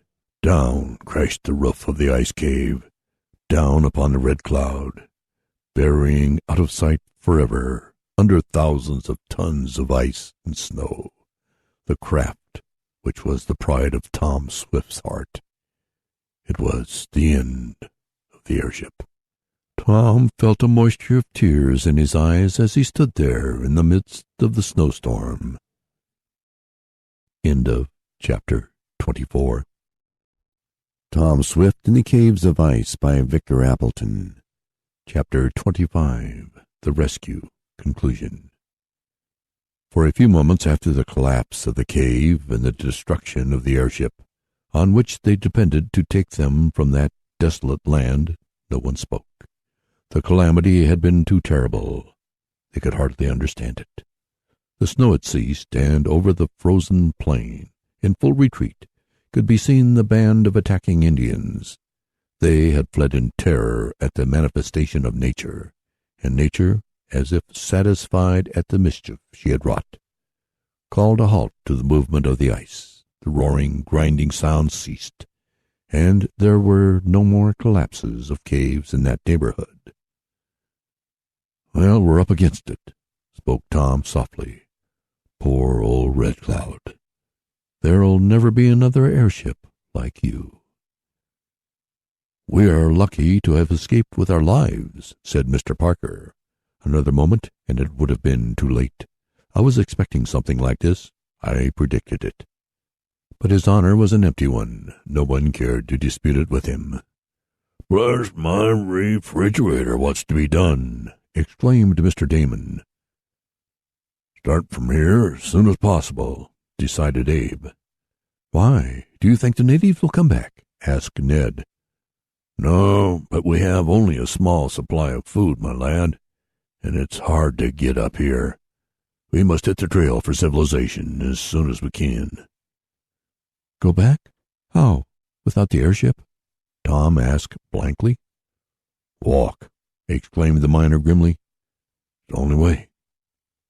They realized that there was no hope of digging through that mass of fantastically piled ice to reach the airship, and even if they could have done so, it would have been crushed beyond all hope of repair. Nor could they dig down for more food, though what they had hastily saved was little enough. "Well, if we've to go, we'd better start," suggested Tom sadly. "Poor old Red Cloud." "Maybe we can get a little more gold," suggested Ned. They walked over to the hole whence they had taken the yellow nuggets. The pocket was not to be seen. It was buried out of sight under tons of ice.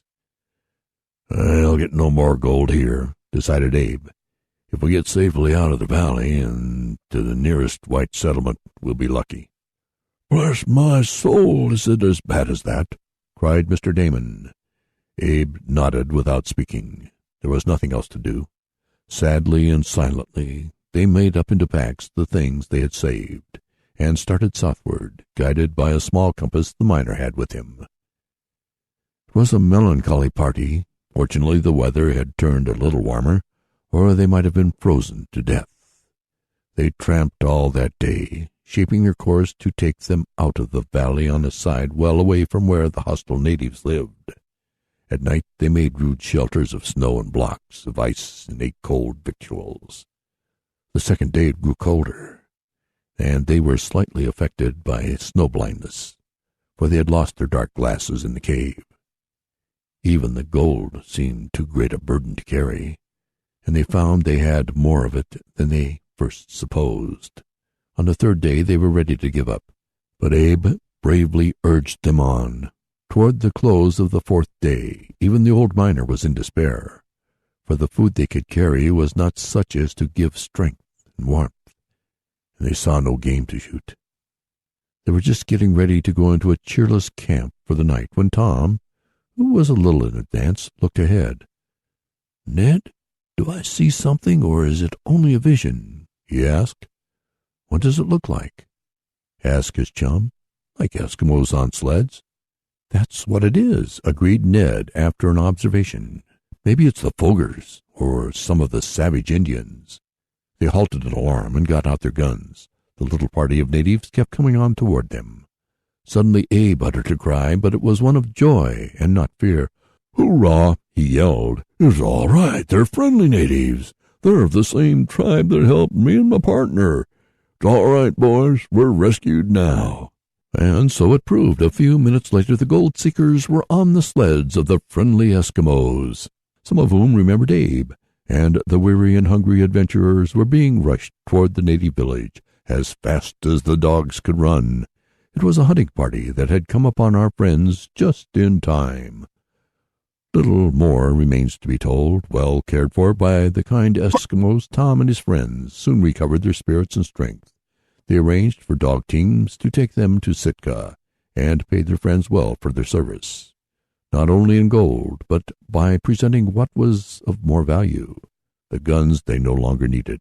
Tom, however, retained his electric rifle. 3 weeks after, they were on a steamer bound for civilization, having bidden their friends the Eskimos goodbye.